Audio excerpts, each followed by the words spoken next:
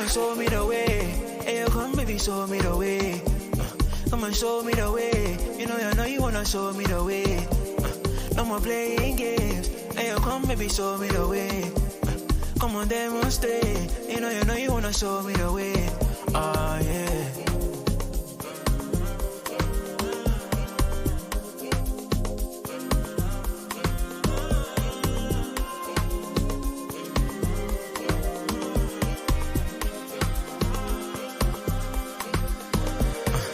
Wavy, baby. Stroke when I stroke, she a great baby, bounce on my body, she a wine for me, no time to leave, no say bye to me, no. Real bad man, me a love and I body, the body make her never say she love me not. Real God killed from my brother, me a roger that. It's not war, if it's war, me a bring in that. Lady, show me the way, cause you're bad, Need you go bounce, cause you bad, One time if you really hustle for the green, 2 time if you're taking 1 for the team. New level, new teas, good time we are make cream. Yeah. Show me the way. Hey, come baby, show me the way. Come and show me the way. You know you wanna show me the way. No more playing games. Hey, come baby, show me the way. Come on, demonstrate. You know you wanna show me the way. Ah, yeah. Show me the way. Baby, show me the way. Vibe on replay. Replay every day. Kuna moja tu. Wapi asanti. Let's go, auntie. Let's go for auntie.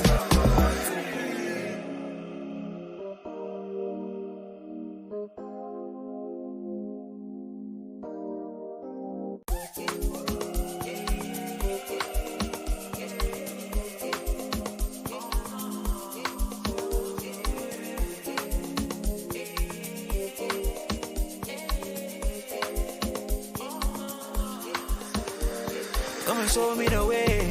Hey, come baby, show me the way. Come and show me the way. You know you wanna show me the way. No more playing games. Hey, come baby, show me the way. Come on, demonstrate. You know you wanna show me the way. Ah, yeah.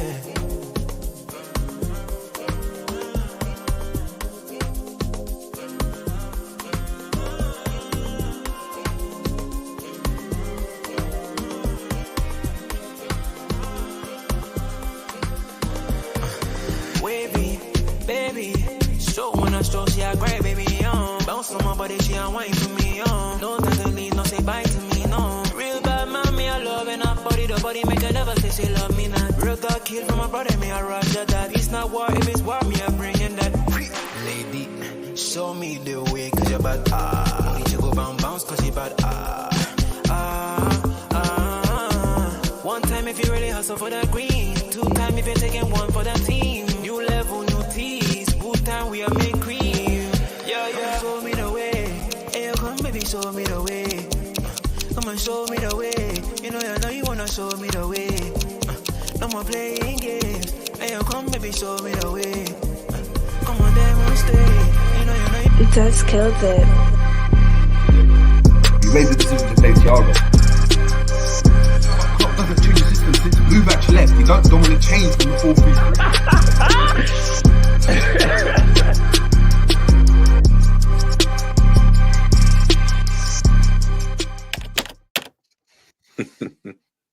What's going on, people? We are back again on the Jerry James Show for another tactics board. This time's going to be a painful one, man. We have to chop up, we have to dissect it. Maybe I'm feeling it a bit more because I was at the game, so I felt this firsthand. Beef and gooners, behind the enemy lines, in the clock end as well. Seeing Saka do his silly celebrations. Looking at Trent moving crazy. McAllister losing the ball every second, it seemed. Gakpo, don't know what his position is. Gravenberch being the Gravenberch that we've been seeing for the last couple of weeks. And Liverpool have gone out sad at the Emirates in a game which is obviously a massive game in regards to obviously the title. We could have been 8 points clear at the top. We're now 2 points clear at the top with City having 2 games in hand on us. Before we get into anything, I get to the chat. G, what are you telling me, man? How you feeling? I like your back. Is that a green screen, G? Yeah, come on, bro. I mean, we had to You got a level green up. screen now, yeah? We had to level up, bro. I had to bring my dogs with me. Yeah, I'm saying I had to bring my dogs with me. Yeah, I'm saying, but Why have you got that nah, midfield behind us? Are you trying to say something about Liverpool's midfield? you know, I feel like with the whole Liverpool, midfield transition and stuff like that. I had to let people know, yo, like I feel more comfortable with this midfield behind me. You know what I'm saying? Any situation, anything you need up against, Atletico Madrid, up against, the Man Cities of this world, up against Man United, whoever you want, Champions League finals, World Cup finals, Euro finals. This is the midfield that you want, man. This is the real midfield. Yeah, I'm saying. But now, all jokes aside, oh, everything you said, man. Everything you said. In regards to the game, it's going to be good to dissect this and get into this. All the overreaction from people, some of the takes after the game, both from Liverpool and Arsenal fans. Arsenal fans, you're not exempt.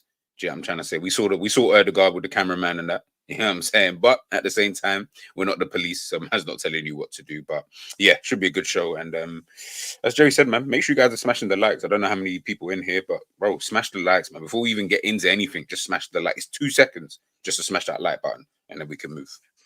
Facts. We're obviously smashing the like. And look, let's just kind of just summarize the game before we get into quick player ratings, discussing our takes of the game, because I think there's a lot of takes that can be had in regards to certain players, positions. Of course, we've got the title up there, which we're obviously going to get into, so stay tuned for that one.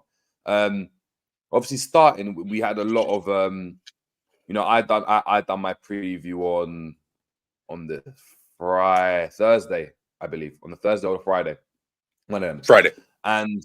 Friday, yes, and within that time, and that's quite close to obviously to game day. You're talking about what a day and a half, because I didn't do it in the morning on Friday, so a day and a half or so before the game. And obviously news breaking, we obviously knew Núñez was a doubt because he left obviously the Chelsea game in a boot.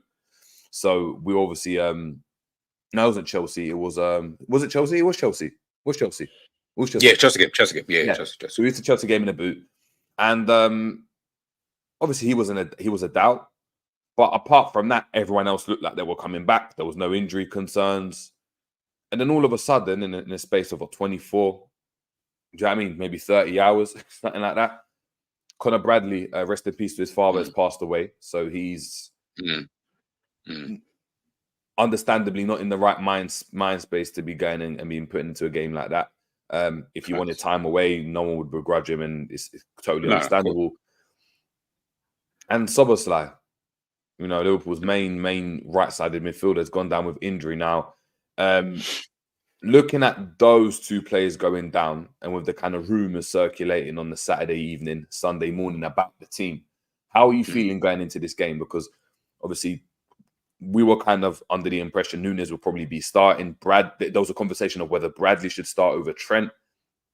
And all of a sudden, those discussions, they went to the wayside because Klopp was now left with making very obvious choices in regards to who was available. I think the Bradley one might have been the most interesting convo that he would have had. Because obviously we will never know if he would have played Bradley or not. And it's not like Bradley wasn't injured. It's just, again, like you said, rest in peace to his father and condolences to his family. That's you can't legislate for that. You almost can't plan for it.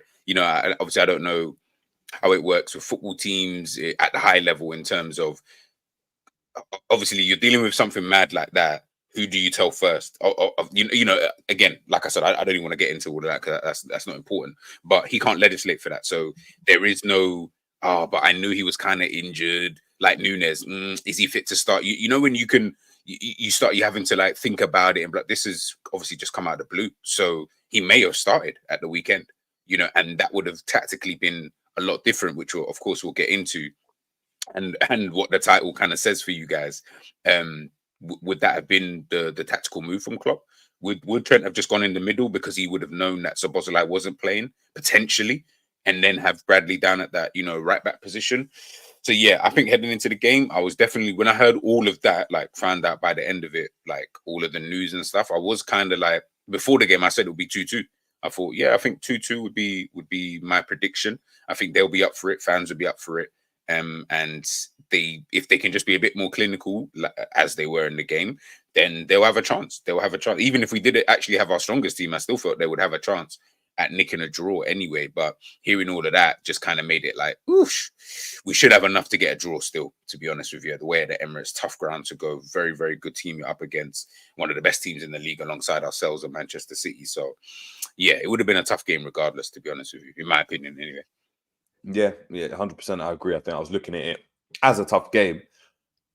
And then obviously I don't know whether to use the word privileged. I don't know if that's the right word, but I was subject. Now I use think it, that's bro. a better word. I was subject to witnessing what we all witnessed yesterday. And the first thing I would say is, the Trent situation. I think that was obviously the biggest conversation. The Szoboszlai injury was a massive, massive worry for me because, as we've discussed in the past, you're right. The reoccurrence of obviously the hamstring, as we discussed in the past, whether you thought he was Gerrard reincarnated, whether you thought he was remember the Gerrard charts, bro. Remember when man would call a man Gerrard and look at that man funny because we were yeah. So I like I said, no matter how you look at him, how you view him, he is very essential to Liverpool in a player. And I think we had that discussion about it when I said for Liverpool currently, he is that, isn't it? If he plays well, Liverpool was seemingly playing well. If he's spraying passes and scoring goals and he's all action, then a lot of the time it means Liverpool have got a foothold in the game. We haven't got, we've got depth in midfield in terms of numbers. Quality but it's not like for like. But it's not like for like. So Thiago, of course, is a long-term concern. By Cetic, we're just going to ignore for me. He doesn't exist anymore. I mean, he's fallen under the. He's back in the academy, innit? Like anyone from the academy could just join in there now. He's been replaced by Clarkson for this game.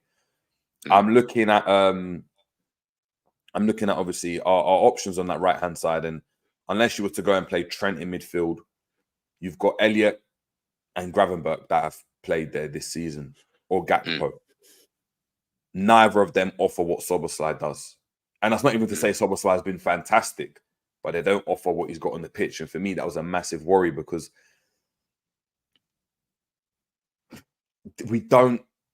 Liverpool's always been a team that's been known for having a lot of energy, being able to high press, dominate teams physically.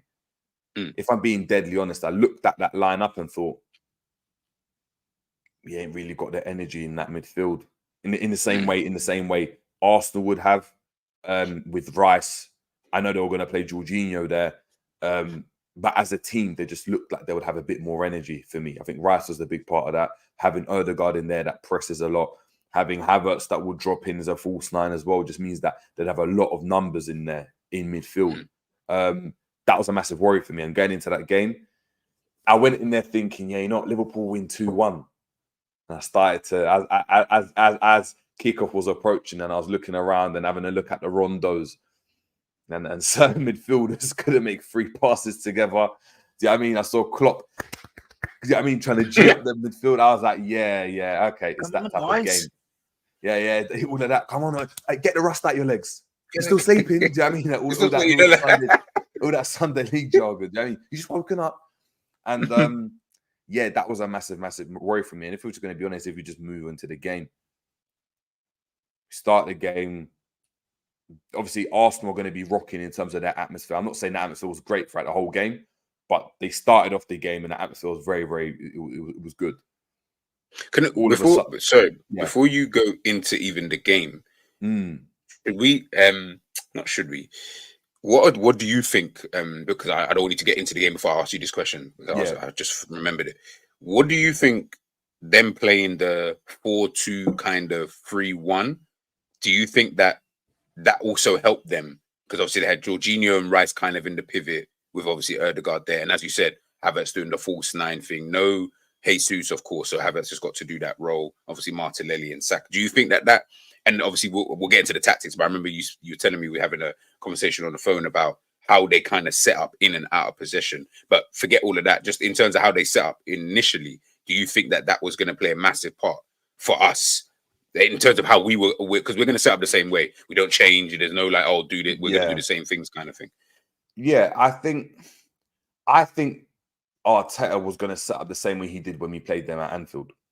So which he kind of did because he changed it, isn't it? He brought on Jorginho in that second half, isn't it? So I thought Jorginho would start because Jorginho has the ability to control games a bit better than what they've got currently.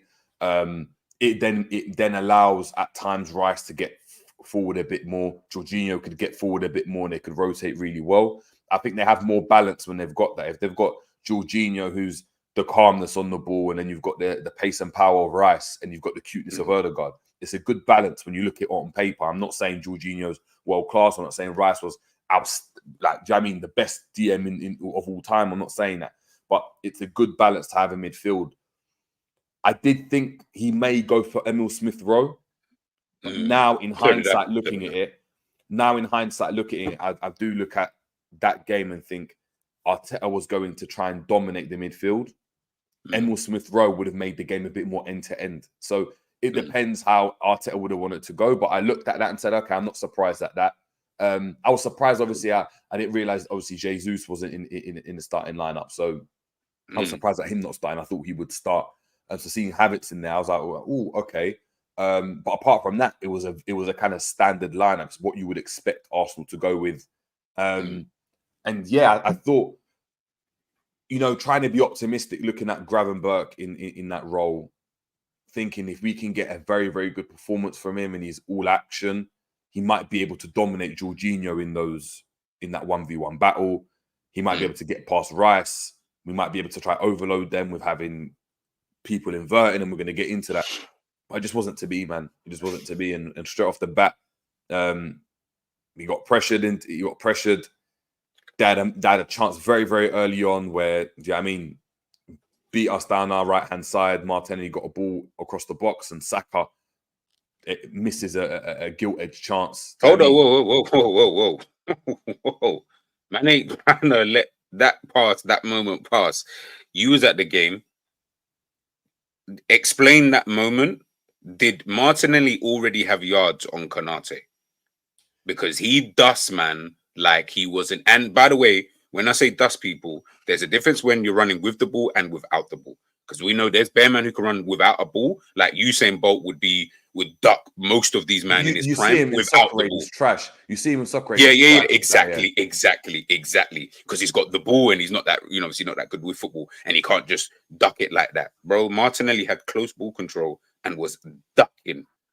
Like I've never seen man dust Konate. Again, you was at the game, so I'm gonna say he didn't have yards on him, but you might tell me now he had a couple yards. So, and he's quick, so you know what I mean. From what I saw, I've seen the narrative and the discussion.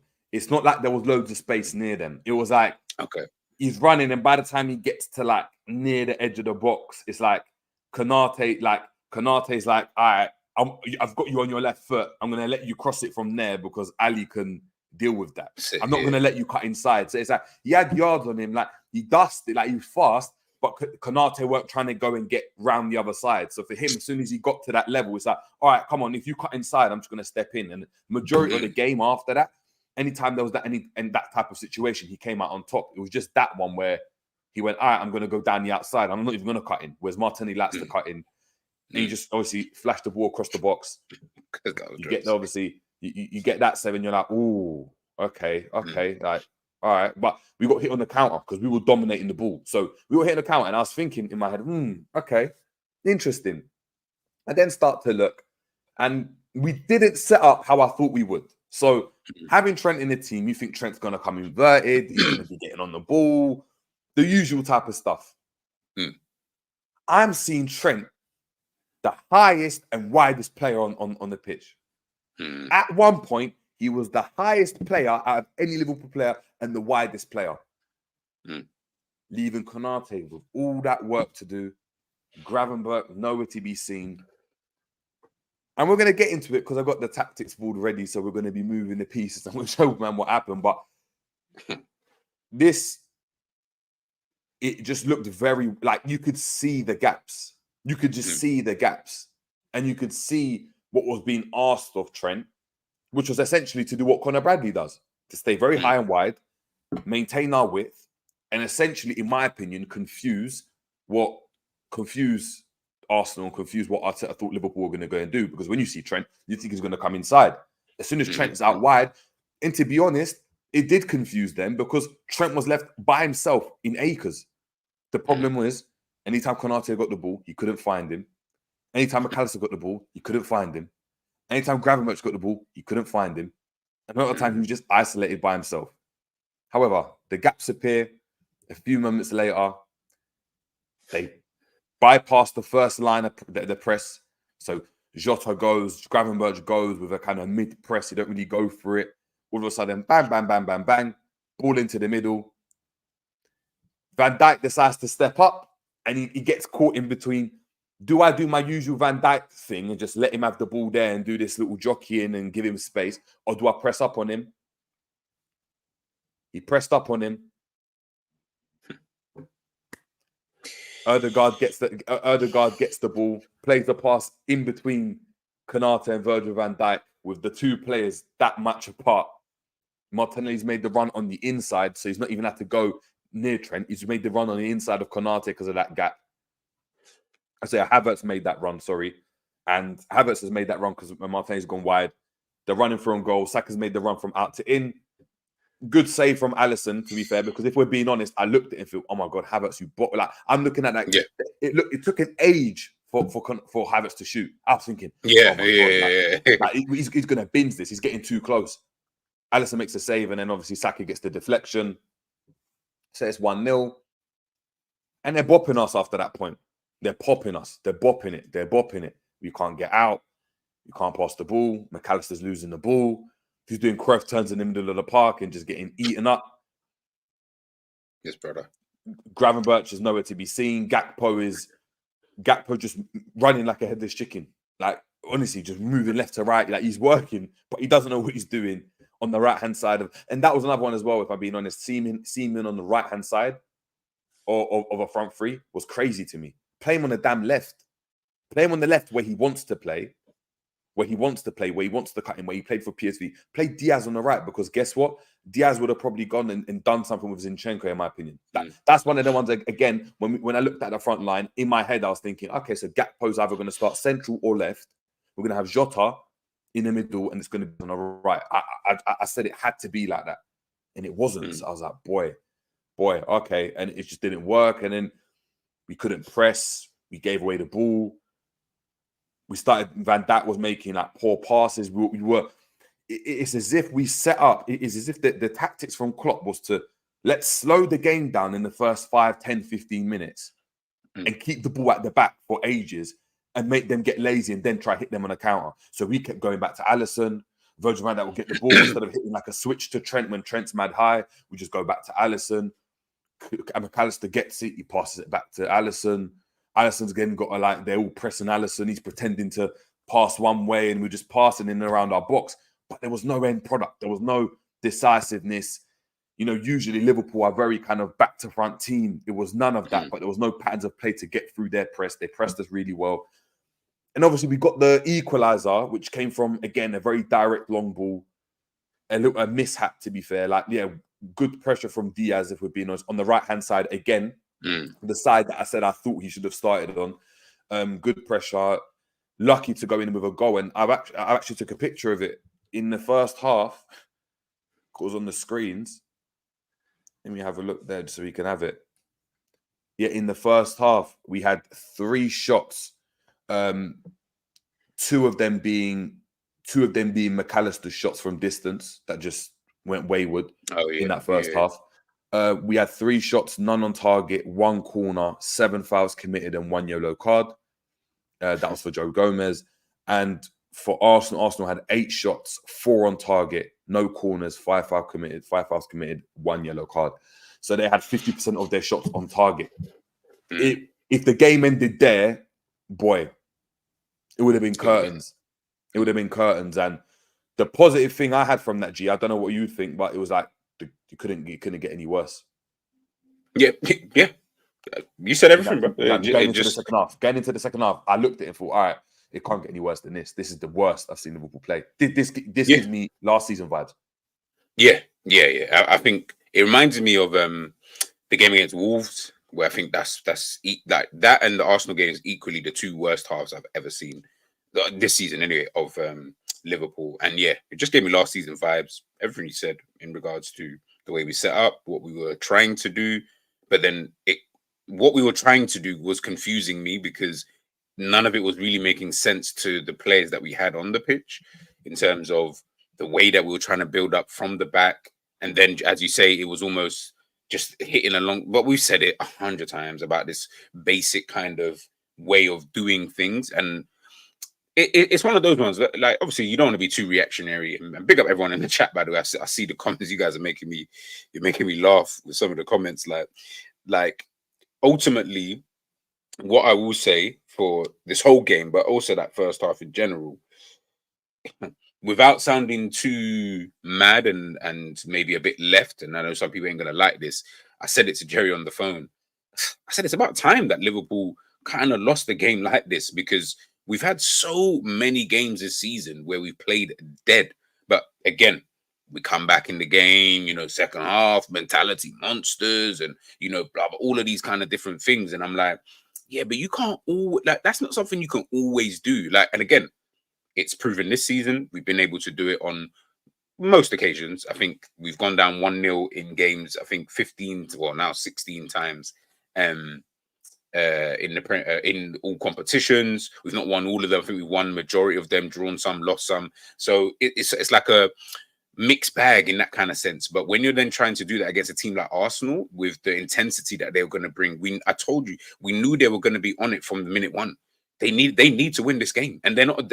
This isn't Fulham in the Carabao Cup semi-final where they need to win the game, but because they're not as good, they're going to be mad cautious with it, and then it's really just down to us what we kind of want to do. This is Arsenal, bro. They're a good team. So the way that they set up, having Jorginho and Rice in that double pivot, having Ødegaard. Jerry, what did I say in the group yesterday? Why is it, does anybody want to pick up Ødegaard in that first half? Like, does anybody want to take that responsibility?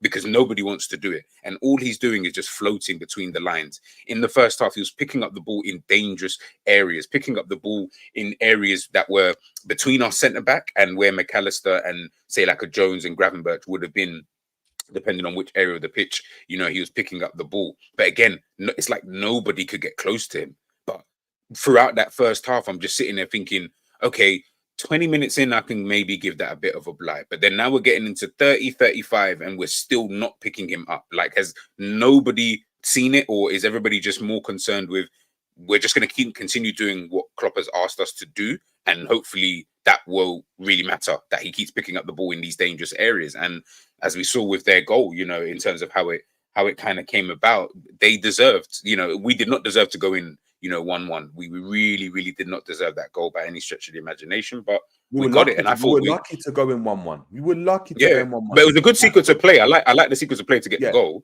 in terms of. But we would have been lucky. We would have been lucky to go in 1-0. That's what I'm saying. That's what I'm saying. That's the reality of it. So obviously going into second half. Just give me 2 seconds. Yeah, 2 seconds. Yeah, we start to get involved in the game. Start to kind of dominate the ball.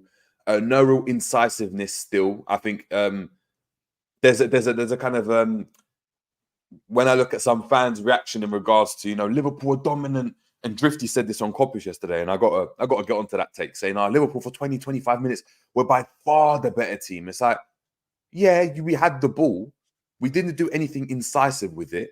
We kept the ball, and they've done really well defensively. I saw Saka making last-minute challenges. Do you know what I mean? At kicking the ball out.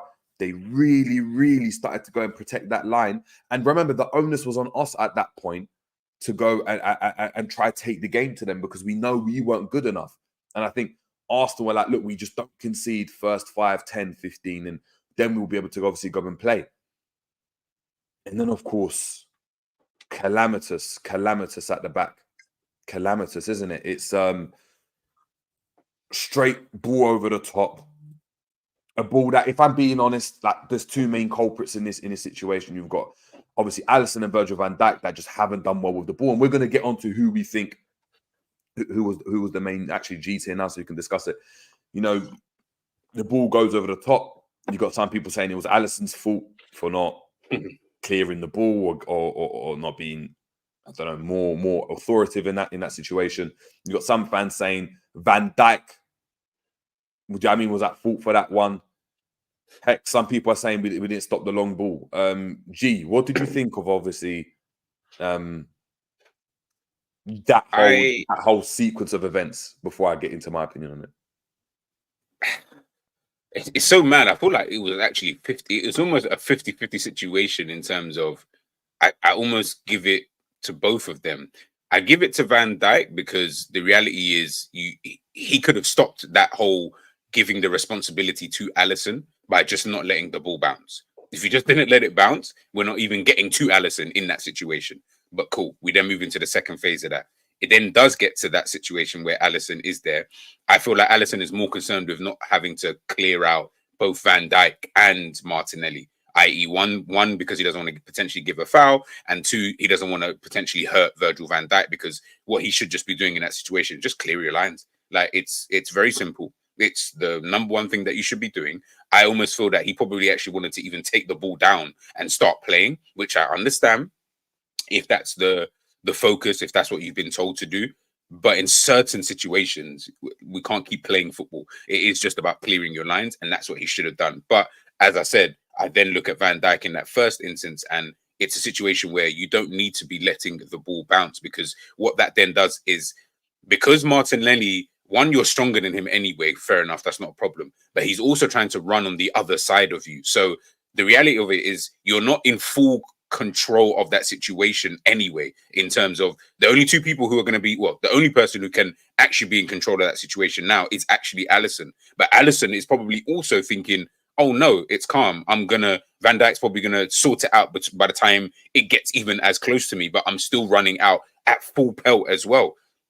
He decides to, what's his name? Virgil decides to obviously try and nudge, Martinelli. But again, the position that Martinelli's in and the position that Virgil van Dijk is in, I just felt like it was so difficult for you to be able to try and do that and worry about Alisson, who's coming out to try and clear the ball. And then for Alisson to also think, oh yeah, Virgil's calm on that side, Martinelli's not going to be able to get the ball. It's just the lack of communication. Nobody spoke. I don't even think when I watched back that moment, from the camera angle, I don't know. So if someone might be able to tell me different. From the camera angle, when I actually watched the goal, no one said a word. They didn't even speak to each other. So were they thinking, telepathically, like, yeah, well, you sort it out? No one's speaking to each other. Just one of you just needed to say, mine, whatever, clear it, whatever you need to say, whatever you're allowed to say, just say it. And then that situation doesn't even happen. But I think it was both poor on both parts, to be honest. And remember, Martinelli didn't have to do anything. He just kind of leaned a little bit into Van Dijk to just kind of push him a bit more closer, to obviously maybe get Alisson to kind of misjudge that flight of the ball, and it worked. And the ball ended up just just being there. What he did, he actually shoulder barred Virgil van Dijk and then pushed him after. So he, like I said, it is what it is. The game's a game. For me, as a centre back, that's Virgil van Dijk's fault. Anything outside of the box, and remember, this was outside of the box. This wasn't inside the box, where it was outside of the box.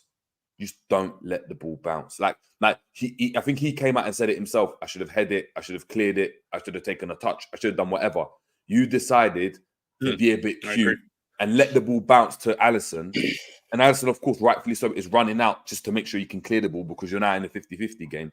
Just as you just said, you're trying to battle with the player and impede the player whilst letting the ball bounce. You're never in control of the ball there. So even if you had done that, imagine Saka I remember that happening to, who was it? Was it last season, United versus City, when Rashford scored their goal? I remember Ruben Diaz doing the same thing or Akanji, where the ball was bouncing and he tried to go and protect it over like Fernandez, and Fernandez just took the ball off him.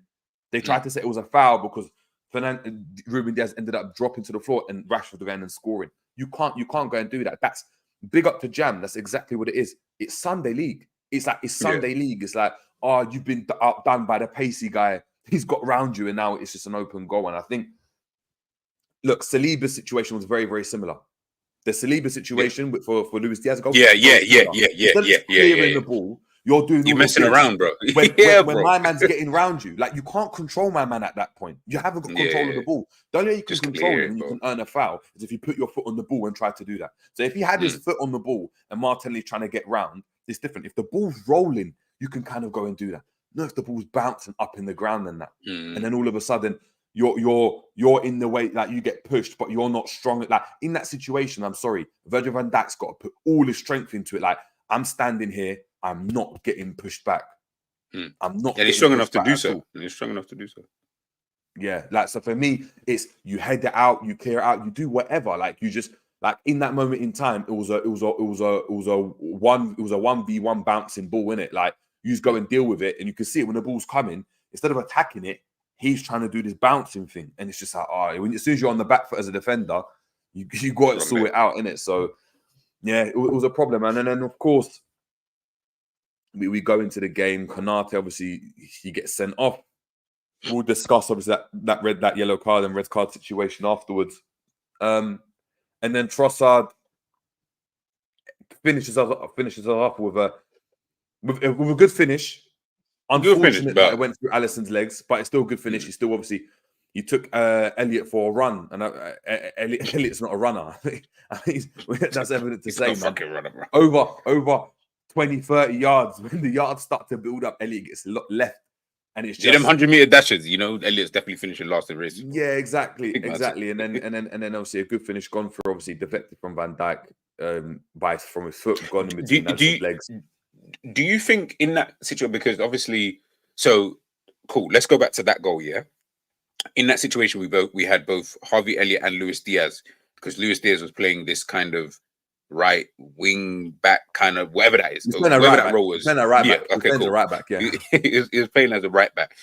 Even that tactically, how are we looking at that? But basically, it's kind of what I'm getting at in terms of, was that even the right move from Klopp to even have done that? In terms of, I understand maybe the theory behind putting him in that position, but then you have that situation where, okay, well, remember, he's not a defender, and he's not really good at defending anyway. So putting him in that kind of situation up against a seasoned player in that position, was that really the right move? Because then that situation can happen. Or do you feel, because I know some people are talking about maybe Van Dijk could have done better on, I don't really know how he could have done better, but yeah, how do you kind of see that in that sequence, that in that goal, like tactically anyway? We had three choices to make in that game, yeah? We either play, Konate's gone off, right? We still need to cover the wings. So we either go and play Elliot on the right. We saw what happened to Elliot when he got skinned by Trossard, yeah? You play Diaz on the right, yeah? Where he's just a right-footed player. He's got a bit more energy and he's got that enthusiasm. Like, if he's got to track back and work hard because he's like, this is my man, he's got that in it. Like, he's not like a Gravenberch. Or you're playing Thiago or McAllister at centre-back.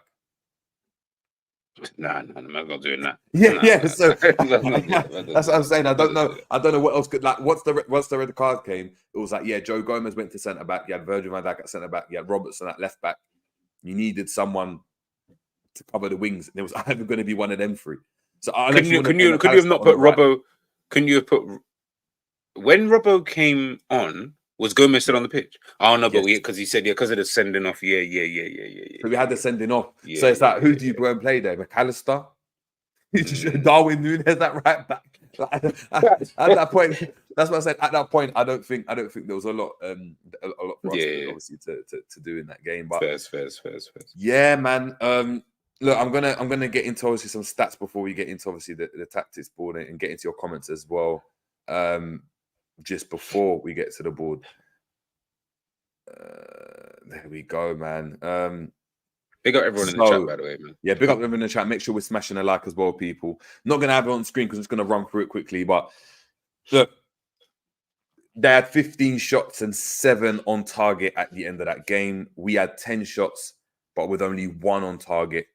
We had 0 big chances in the game. They had 6. However, 6 big chances. However, we completed 441 passes. They completed 304. We completed They completed 94 in our attacking third. We completed 77. We had more take-ons than them. Usually, we have less because we've got the ball, but they've got the. I mean, we have less because we've got the ball, but we've had more than them. They had 16. 19 crosses to their 12. Arsenal had 30 tackles to our 19, 11 interceptions to our 8, 11 fouls to our 8. And it is looking as though, if I get this here, I believe, if I go and find it here, yes, Arsenal's expected goals of 3.52 XG is the most Liverpool have ever faced in the Premier League. So Liverpool, technically, in regards to XG, should have had 4 goals. We had an XG of 0.4. So technically, if you round it, if you were to round it, to if it's around it, yeah, it's 0. It should have been 4-0. The thing is that, but this is what I'm saying is that, and big up Drifty. I hear what he said. I heard your thing where he said about us being good for like 25 minutes and stuff. And it's like I said to you earlier on. I don't think we were good at all. Like from minute 1 to 90, I don't think it was good at all. I don't think there was any period of the game where I thought Liverpool were actually good. I think we just improved upon how crap we were in that first half. That it probably just gets mistaken to look or feel, yeah, Liverpool are sitting. No, I don't. You got to understand it, and things are always like you can contextualize a lot of these things. Ultimately, Arsenal didn't really need to change too much what was happening in terms of how they were playing and what they were doing too tough, because they were by far the more superior team. The only way they would have changed that is if Liverpool came out in the second half and completely changed their way that they played. But we didn't do that. We just kind of upped the intensity a tad bit more than what we were doing in that first half. So that's why I didn't feel like it was a case of, yeah, we were really... No, I think from minute... Like, you know what? I'll give Liverpool 8 minutes in total in the whole game, where I would say, okay, yeah, that was good. We had, we were good for this period or that period, probably about 8 minutes. So less than 10 minutes of a 90 plus minute football match. Could you realistically say that Liverpool were actually somewhat good? The passing thing, I've said it, I hate, like, as soon as you read out the stats, I was just about to say, bro, I hate that stat, Like, I hate looking at Liverpool's passing because our passing is so pointless at times. Like, as you said, it's passing around the back. It's just between your Allisons, Van Dijk, Virgil, and Canate, you're just passing between each other because they can't find anyone else. They might give it to McAllister midfield. He can't turn, or he has to pass it straight back to one of the centre backs. It's just, yeah, it's just kind of the samey. But look, before obviously Jerry continues or whatever, just so that people understand, like, this game isn't one of those games where I think anyway, and I'm not going to speak for Jerry, this ain't one of those games where I'm like, oh, we need to overreact or anything like that. But I just think that the deficiencies that we have as a team, everything just came up in this entire game. So tactically, certain players, and obviously we'll get into those players, I guess, certain roles within the team, I just think they all just came out in one. But I don't want people to think or to feel like, oh yeah, we're going to be overreactionary. We're going to be like, yeah, this is why I did it. Bro, like, I'm seeing a lot of you in the comments, and big up everyone in the comments. I'm seeing a lot of you almost go too far the other way. And I'm like, but remember, prior to this game, everyone was like, yeah, Liverpool are looking, we're on the road to a quad, and with this and with that, and blah, blah, blah. Bro, like, it's only one game at the end of the day. This isn't even a level of concern to me anyway, to be honest. It's just more about just looking at things objectively in this one game and seeing what went wrong, because everything went wrong and nothing went right. And then hoping that in the next game, this don't happen. Because of course, happens next game, okay, let's have a conversation now, do you know what I mean, about X, Y, and Z. But yeah, this is just for this game. I don't want people to think that me and Jerry are going to be trying to analyze this for game week 33. I don't know what's going to happen in game week 33. Neither does Jerry. But for this game, this was absolutely dog shit. And anybody who says differently, which I don't think anybody is, you're lying to yourself. Trust. There we go, man. There we go. Big up to Ethan De Villiers. Big up to yourself. Appreciate the super chat wholeheartedly, saying, LOL, Gravenberg, that guy off the ball is a Gravenberg, that guy off the ball is a bum. I can't really say anything there, man. I can't really say anything. I'm going to obviously get into you guys here. Big up to Promo in the building as well, saying this game made me more excited to life without Klopp. Frustrated, man. Hey, Jerry, you poisoned the minds, bro. No, you're getting people to the dark side, man. You're changing guys, join me, brothers. To Decepticons, man. We got Stay over here. Khadivi in the building saying yesterday really hurt, especially because it was Arsenal. With everything happening around the club, I thought the boys would be on it. And look, that's a massive question as well. G, do you think I got cooked for saying I think the news of Klopp leaving could be Megatron activated? I got cooked by stating, look, I think this news could have potentially a negative impact on the players. Yep. I was one of the people could as well. Yeah. I was saying, big up to Martin Tyler, but he made a great analogy saying, look, if you're at a job, and your manager leaves like at 4 o'clock and you're there till 5, you think you're doing anything there for the hour? Well, I tell you right now, I ain't doing nothing for the hour. Exactly. Right now. Exactly. So there could be look, and look, this is just one game, so it's only one game. But the more these types of games continue, if they were to continue, if the next game's like this, if our performances start to drop, we've got to question what the hell the decision was to drop this news was, and how this could affect the team. Because we spoke about the fact that the Chelsea game and the Liverpool game would be good indicators into, not necessarily even about the result, but the performances in terms of how revitalized and how kind of spurring news like that would be for the players. If you were to look at this game in isolation, you're thinking about, hell no, like this news was terrible. If you look at it alongside the Chelsea game, it's a 50-50, isn't it? You had a really good performance against Chelsea, but they got battered by Wolves. So you got to take that into context. You look at the Arsenal game and we were poor all round the pitch. But you got to realize, I think I was saying it to you earlier on, Liverpool top 6 this season, absolutely shit.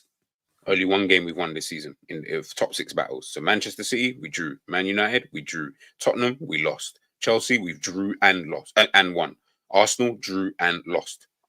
It's been atrocious this season against the top. Like, we have been bad against these top sides, this season, which usually we actually fare kind of well against them in other seasons. And we struggle against the Brentfords, the Brightons and the Wolves. And, we struggle against those kind of teams. This season, it seems like it's roles reversed.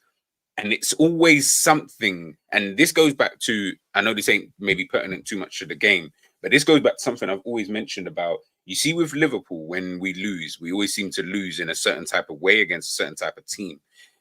And then obviously with Manchester City, I never feel like they just lose to anybody. Like, it just might be random. Just one day they lost to Palace. I don't know, another day they lost to Wolves. Another day they might just lose to, to Arsenal. All teams who just play completely different styles of football. And that's why I'm always like, once we start losing in these kind of particular ways, over a period, not maybe not in the short term, over a period of time, that could come back to bite you. But again, this is just one game. Like I said, that this is just one of those, Liverpool played so bad and just got it so wrong that you just have to look at it and think, let's just hope this is just a one-off. Let's just hope they dust themselves off. I don't know who our next game is against. And then you come up in that next game and then, you're good to go. But if not, then, it creates problems. And remember, I don't know when Salah's coming back. Szoboszlai, I was just looking now whilst Jerry was talking, and Szoboszlai... NA. They don't know. They don't know when he's coming back. They don't know when he's coming back. And I was like, you know what's mad about Szoboszlai? He doesn't get bare injuries anyway. Last season, this is just transfer market, so it could be this. I know they miss sometimes certain things. No, he don't get injuries. His injury record has been really, really good at Leipzig. It's only here that he's he's only had one massive injury at Leipzig. That was in the 2021 season. He missed 60 games across that whole year. That was for an adductor discomfort. I don't know what happened there. Last the 21-22 season, he only had a little ankle problem, only missed 1 game. This season alone, he's missed 5 games. Last year, they've recorded no injuries here at all. So again, not saying he's injury prone, none of that, because there's no evidence to suggest so. But it's just very interesting that he's picking up quite a bit of injuries. We know Nunes picks up quite a bit of injuries, recently as well. Konate, we know what his injury record is like. Yeah, it's just like, for me, these are just interesting things. Just bookmark it. And then we'll come back to these kind of conversations maybe in a month, a month's time to see what's up. But yeah, all of these factors are going to play a part in a game like coming up against a team like Arsenal, who are a very good team. Like, there's a reason why they're up there trying to fight for the title, because they're a good team. Yeah, we can't take them lightly. I feel more sorry for you, man, who were like, yeah, we're going to slap Arsenal. Now we're just sitting here, just scratching your head, trying to figure out, what's going on. What day of the week is it? boy, that did not happen. And I didn't think that was ever going to be a thing where we slapped Arsenal. What I didn't think, though, which is where I'm like a bit annoyed, I didn't even think Arsenal would get a victory. I thought they would draw at best. I genuinely thought they would draw at best. I didn't think they had it in them. But I genuinely think, and big up to Reek, because he said it in my preview about the switch to that 4-2-3-1. Yeah, I feel like having Jorginho in there to help control that midfield, bro, I think it helped them quite a lot, you know, like, and having Ødegaard able to now just kind of almost have that free role in between the lines. I just felt like that helped them so much in the game. Whereas in a 4-3-3 that he kind of plays when, say, it's Havertz, him, and Declan Rice, I feel like he has a bit more responsibility in the midfield. And I feel like he's a player who doesn't want that kind of, not that he can't do it, he just doesn't want that responsibility. He just wants to be able to I want to float. I want to be able to just play in between the lines. Yeah, give me the ball in this position. I've got fantastic touches. You know what I mean? I can run off players. I can run off the back of players. Third man runs, all of this kind of stuff. And that's what he was able to do in the game. And Liverpool had no answer. Curtis Jones, Gravenberch, McAllister, you know, Gomez, Van Dijk, Kanate, I don't know if Jerry's going to do the ratings or not, but when we get to those ratings, it's scary hours for some people, you know? It's going to be real scary to see. We're definitely doing the rating. Just going to get into the comments, and then we're going to get onto the tactics board and then the player ratings at the end. So, guys, stay tuned for that. Let me get into the comments now. I appreciate that. Big up Michael Talks, by the way. Ethan. Big up to Michael Talks in the building. We've got K-Mac in the building as well, saying Klopp never wins the games that matter. This is just a fact. Give him 2 legs on top of teams he's strong. 1 title in 9 years is failure.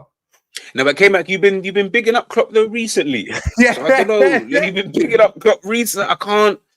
You know what I mean? Like, we can't. That's what I'm saying, guys. We can't do this because man have been saying Klopp is a tactical genius this season. Not you specific. I'm not you specifically. You haven't said those words, so I'm not going to say that. But you have been bigging up Klopp this season, and a lot of you have. So this game is just this game. Just take it in the isolation that it is, and then just wait and see, man. Big up to Mark N in the building. We've got an op in the building. Hey, big up that picture though. Yeah, innit? Big up to Mark N saying it was abysmal from Liverpool yesterday. Arsenal were good, but you made them look sensational. What a drop off. The game was a drop off, definitely, man. We've got Rayan in the building saying people overreacting over one game. We had an off day. It happens. We're still in a good position. Drone saying we couldn't even beat Luton. We've got Toxic Tash with some toxic take saying, I thought Klopp was that guy, but after 4 seasons of bottling the league, drawing to the likes of Luton, he's not that guy. Sorry, it's the name that had me frozen for a bit. Yeah. That's a Toxic Tash, you know. Jesus Christ. Toxic Tash. Going on to say, Gakpo and Gravenberch are the Dutch Tweedledee and Tweedledum. We've got Mr. Moses in the building saying Diaz at right back. That pissed me off. We've got John saying Hungarian Naby. Starting to enjoy that basement. You know, he's starting to enjoy that basement when you get comfortable. Well, he must have put like chairs and a TV down in that basement, boy. Yeah, you know, it starts off it's just. But you know, like when you first get into it, you get thrown in that jail. You know, when you get charged, you get thrown in that jail cell. There's nothing there. There's not even a mattress on the floor. You're just there sitting in that cold floor. Just there sitting. After you get charged and everything, you get the bunk, you get this, you get that. If you're there for 10, 20 years, you start to own the place, innit? You start to own the place like you're in prison. So, yeah, you're just getting more comfortable as time goes by, man. Big up to and you start getting PS4s and PS5s and that. Like, yeah, start swapping, do you know what I mean? Heinz beans for, do you know what I mean? Salt and that, stickers, do you know what I mean? It is what it is, man. We got LSC Aaron here saying, Heinz beans for stickers in that. Fuck. We're in it. Okay. I want a snack. You want breakfast? You know what I mean? We rotate. Like, you know what I mean? Let's do something. You know what I'm saying? Let's do something. LSC Aaron saying, like the video, Jerry, before Jerry has a go with me. Yeah, man, guys, make sure we're liking the video as well. As LSC Aaron, I've been sticking it on him recently, so I had to make sure he's liking the video. So yeah, we'll get into some more of your comments in a bit. Before we get onto the tactics board, I want to just put this out as a disclaimer and show us what's going on. So this was the average positioning of Arsenal for the game. So as you can see, they've obviously had their back four, which is very kind of just structured back four. Ben White, Saliba, Gabriel, and Zinchenko and Kivior afterwards. you had Jorginho and Rice in that double pivot. And then very interestingly, you had Erdegaard and Havertz, of course, playing very, very like in similar position, just on either side. No real recognized striker. You had Martinelli, that's a bit higher, and Saka, that's obviously always comes a bit deeper. That's the first image I want to go and paint to everyone. So that's obviously the average positions. And this is when you look at Liverpool's, when we look at the average position of Liverpool. Now, look where Gomez is as an example. Look where Trent is sitting, where usually Trent is in the midfield. Look how deep Gravenberch was. Look at the position between Gravenberch and Elliott and how their positions were different. Look, obviously Van Dijk, we can see Diaz, we see Jota. We see how Gakpo's currently getting the game. McAllister, where he was. And yeah, I want people to remember this before. Hold on, what are you looking at? I was trying to. Who's that under Van Dijk? Oh, Alcantara. Oh, okay. Alcantara, yeah, Alcantara. Oh, so bad. Alcantara. Yeah, so as you can see, obviously that's the positioning, and again, yeah, the less said about that, the better. But yeah, without further ado, let's just get into that tactics board, man. Let me share this screen and get into it because we've got to break down, I think, what was happening in this game, man. Guys, it's a scary sight for Liverpool. It was. So, as you can see, the Reds are Arsenal. We were playing in purple, so we're Liverpool. And I didn't put the names there because it can get a bit crowded. So just recognize the players by the number jerseys that they've got, and I'll obviously be speaking about them as well. So when the teams lined up, that's how we assumed the teams would line up. I think even when we looked at, Arsenal, we didn't know whether they'd play a double pivot like this with Erdegaard just in front, or whether Jorginho or Rice would be further forward. So we did think it would be a 4-3-3. We knew Havertz would probably be that false nine role here, and Jota would play more as a striker. I don't think he drops in as much as he used to do back in the day. And yet, now, when we were in possession, I think this is where we were getting caught out. And I think it didn't really work. Let's just move the players forward.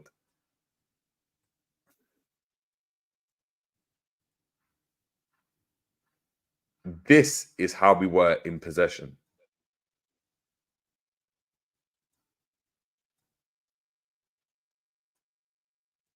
At times. Really, and I assume Liverpool were trying to go and cause problems for Martinelli in this situation, because expecting Konate can deal with Martinelli by covering here, which he was, but it's just left a massive gap between Konate and Virgil van Dijk. We've spoken about it before, G. We've spoken about it before, but it is what it is. Yeah, Trent really doing what Conor Bradley does. Like as in, he wasn't inverting as we saw in that player influence, and I'll get that up again just to show people. Was not inverting at all. Was actually playing. He was the widest player for any in the whole Liverpool team. He was playing very, very wide, very, very different to what we've seen in recent games. And I'm starting with Trent, and I want to talk about Trent because I've got obviously a take about Trent, and I'm going to discuss it first, and then I don't think he can ever play right back again for Liverpool. Go on. Reason being, not only does he lack the enthusiasm and the energy and the pace to do it to a high level, it doesn't suit his gameplay. Him being out wide, right? It means that we are now expecting a pivot of Joe Gomez or whoever plays that left back, Tsimikas, Robertson, to invert if we were to play this situation again, and expect these two to dominate with the likes of Gravenberch and Jones and be able to go and create and find chances from deep. Now, before you continue, then, because I know some people are probably already about to say it. So then how do we then explain the Trent that we have seen, the one that was playing this kind of position where he was getting all these assists and all of that, to then the Trent that we've now got, which is obviously the one that you're talking about, not being able to play, of course, in that right back position. Trent last season What would you? All right, let me ask you a question, G. What would you rate Trent's season last year, first half, or before the end of the season, just as a right back? 5. I think it's very average. I'd give it a 3 or 2. As a right back last season, I think he was The terrible. whole season, I think he No. got better towards the end. Yes, he got. That's my point. He got better towards the end. What did we do towards the end that made him better? Yeah, we inverted, man. Yeah. We started doing this. Yeah, with Robertson might have been a bit here. We started doing that. Yeah, which meant that Salah was doing touchline, or the midfielder was doing touchline. It doesn't really matter. You had Salah in this role. You had obviously a striker, Nunes in here, whatever. You had Curtis Jones getting this side, and you had this person making runs like that. Yeah, so we're more like that with if you go higher. So Trent in this situation, and this is where Trent's ability it thrives. He's able to go and create from deep.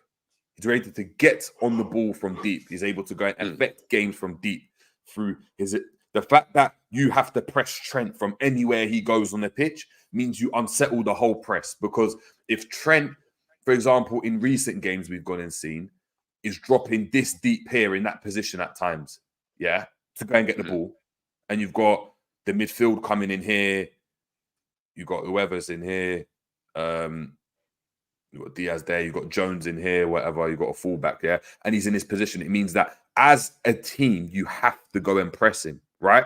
But he's at right back. So he already thinks he's got his man, right? He thinks he's got his man. He thinks he's got his man. He thinks he's got his man, right?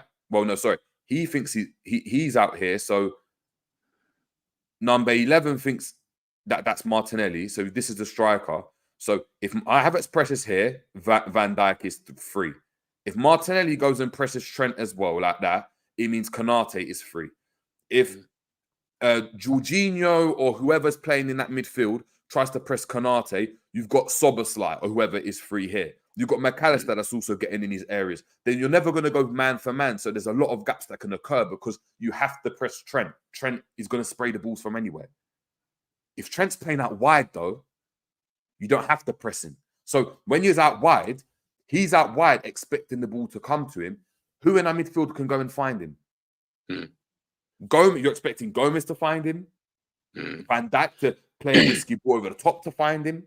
So if we go back to how it was in the game,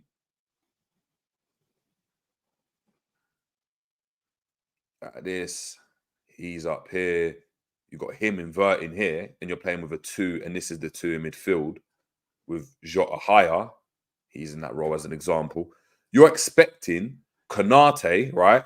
If he's cutting the passing lane, or he's in here and he's cutting the passing lane because you've got Havertz in that midfield. You're expecting Konate to find him here. You're expecting Gomez to find him here because if he makes that run and Zinchenko follows him, Trent was in miles of space like this, but someone's got to try and find him. He didn't play this ball enough. If you want to go very direct, I don't know whether it's because it wasn't on or we're risky because Zinchenko's half and half. You've got Martinelli, that's a bit half and half as well. So a lot of the time, we spent our game doing this.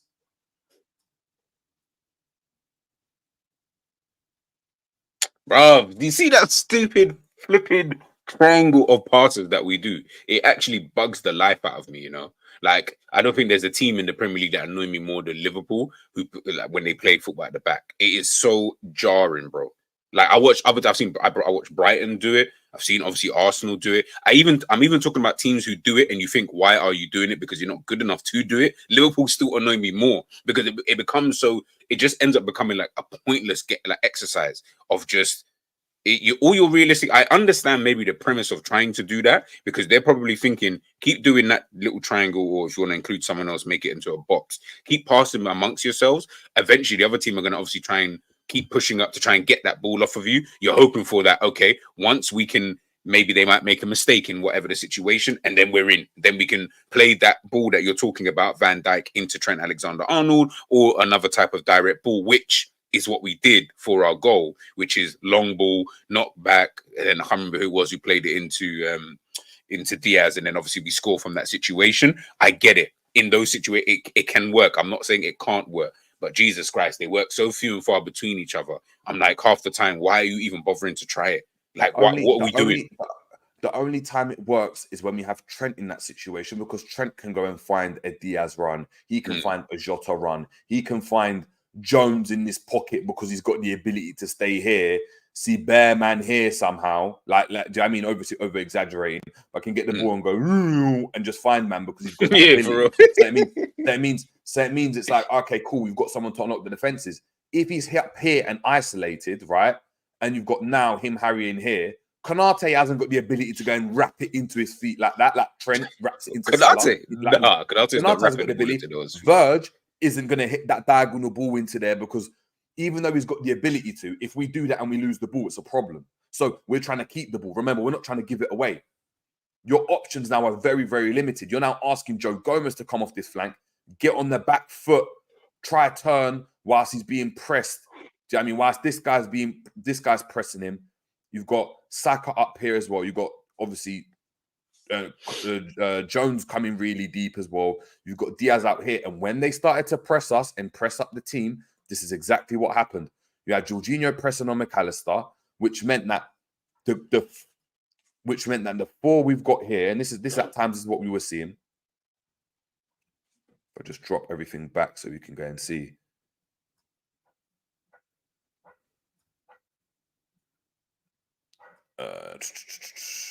Yeah, press up on there, right? Number 18 here. So you've got Cody Gakpo in these situations, not really coming wide because he's trying to leave this space for Trent Alexander-Arnold.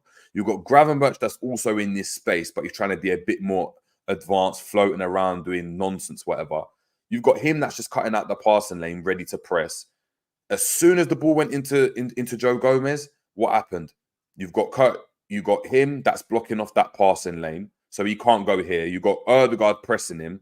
You've got Havertz that's about to press Trent. You've got Martinelli that's coming across to go and press here. McAllister's here. Jorginho right up on him. Yeah. And then you've got Jota that's floating around. And you've got Rice that's just getting ready to crunch and clamp. There's nowhere to pass through. There's just nowhere to pass through. And alongside this front three, that were static, that were making no runs in behind. No one was coming deep to get the ball. No one said, you know what? Not once the Cody Gakpo said, let me vacate this space and come here and see what effect that might do. Me coming into this space. Would it mean Rice moves across there because he sees there's danger? Would it mean Saliba steps up and you've got a gap there? There was none of that. It was just, I'm going to stick here, run around in this area like that. Maybe sometimes come here to go and get in the ball. But again, I'm never going to go and find it. So what happened? You will get in the ball here. It pop it into here. He's losing the ball in the midfield and we're getting and we're losing chances. We go and look at that first goal. And the first goal was just very much like this. I wish I could just reset it and go back to how the team was. It's taking long doing it like this. 7. Hold on. Let's do 8. Do 6. And we're at the back, right? So they've got the ball. They've got the ball. Yeah. Zinchenko not really inverting as we've seen before, just more or less staying very, very narrow. You got Declan Rice in this situation. He was almost cheating. He was almost cheating in that position. Yeah. You got Jorginho that's in that position here. You got Ødegaard that's floating around. You got Havertz that again wasn't playing like a striker, was like this majority of the game, right? So even when we went and had the ball, yeah, or they've got the ball, sorry. Here, hold on, what am I doing? Here, just get them out of the way as well.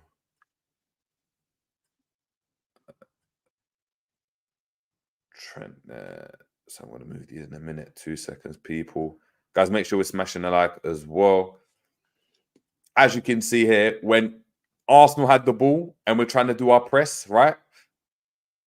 So you got the ball comes this side, right?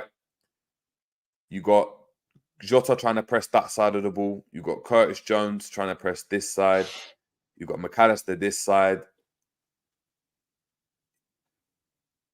Jones here, and he's put him here. He's got pressure. You've got Jones trying to press this side when they've got the ball. You've got, number 18 trying to press that side as well because he's cutting off that passing lane. Trent, naturally what he does is he goes, and he's always done it, especially when he's high, he goes and presses the furthest man there. He presses their fullback, right? leaving Konate here, 1v1. He's got to go and watch this run from Saka. Also, Erdegaard getting in behind here. Mm. And this Those is the 1-2s situation that with you're Havertz in. were good. And this is the situation that you're in. When you've got Havertz and you've got Erdegaard, 2 false nines, because you have 2 number 10s essentially, these man don't know who to pick up. Mm. If I step in here, I leave this man. If I step here, he leave this man. Gravenberch is trying to go and press Jorginho in some poor way. You got McAllister that's trying to screen, but also be in this zone and stop these passes going through, but he's not going to be able to go and do that by himself. When you're doing an aggressive press and you don't do it properly, the problem you have is the goal that they were able to score. So nice combinations down here. 1, 2, boom. We've gone and pressed here. Martinelli's obviously pushed out right wide here because he's staying touchline. So Konate is already half and half. Havertz is in this situation. He's up here as he goes aggressive because Declan Rice gets across here. He gets aggressive. All of a sudden, you've got 2 players in the half spaces. The ball comes into here, right? Zinchenko there, Jorginho. They start moving us about. He's late to the press. You pop it into Havertz. What does Virgil van Dijk start to do? Because Erdegaard gets across here. He presses up on Havertz, right? Because we're trying to go man for man, try to be aggressive. Konate's obviously come out wide, sets it into Erdegaard and spins that way. So he's out the game. What does Erdegaard do? Play a lovely ball. Sorry, because he's out wide. Havertz is this side. He tries to press up on Havertz. They do a quick 1-2 here. Havertz makes the run from out to in. Ball goes round the corner. He's made the run at the same time. Beaten. He shoots, deflected. He's there. And obviously these guys can't get back in time. We were just so outdone with the fact that they played a box in midfield without inverting, meaning that Konate and Virgil van Dijk didn't know what to do on the ball. It just caused mayhem for me. It just looked like mayhem. And when you've got Trent, and I'll go back and talk about Trent, Trent has to be in midfield now. Not only is his endeavour and his enthusiasm not there, he hasn't got the physical attributes to go and play the way a fullback needs to play for Liverpool right now, which is very high energy, high octane, stretch the pitch, be able to go and run back. Because essentially we're asking Konate to do too much for me. Konate's having to go and get with Martinelli. But he's been doing too much though. He's been doing too much. He's been too much. But when you're playing against a team and an opposition that's not going to be as effective, that's fine. You go in again. You told me about it. The top 6, right? We've won 1 game against the top 6, which is Chelsea. Yeah, and that was the other day. Prior to that, we hadn't won. So clearly, there's a link between when the teams are better in possession, why Trent can't play at right back. Where if you want to go and play Trent has to play in midfield. He cannot go and play as a right back in the same fashion we want him to. The only way you can do it is if you want to go and invert Trent. And if you invert Trent, again, you're still going to have the issues of Trent in this situation. Hold on. Let's say that double pivot's there. You've got Gravenberch there. You've got Jones and you've got the 3 here, right? You're still going to have that issue of, this space being like Martinelli being able to isolate Konate 1v1, him having to go and cover, Trent having to get back. You're still going to have that. But at least on the ball, you've got someone that can go and find Jota, find Gakpo, allow Gravenberch to stay higher. Do you know what I mean? Allow him to float in these spaces where you can now go and find him with that pass. Do you know what I mean? Allow Gakpo to make runs from out to in, and Trent can find that pass. If Trent was to swap with McAllister, they can go and do that in certain times in the game, and he can go and start throwing passes into Jones. But you need to have his ability to go. You need to have his ability to go and do that. And Liverpool don't have that in the midfield. For how good McAllister is, for how good people wanted to go and talk about McAllister, I've got the stats for McAllister, and the stats for McAllister are as follows. 2 seconds, people. The stats for McAllister are as follows. 90 minutes played, 52 passes made, 88% completion, 0 key passes, 2 tackles won, lost possession 10 times.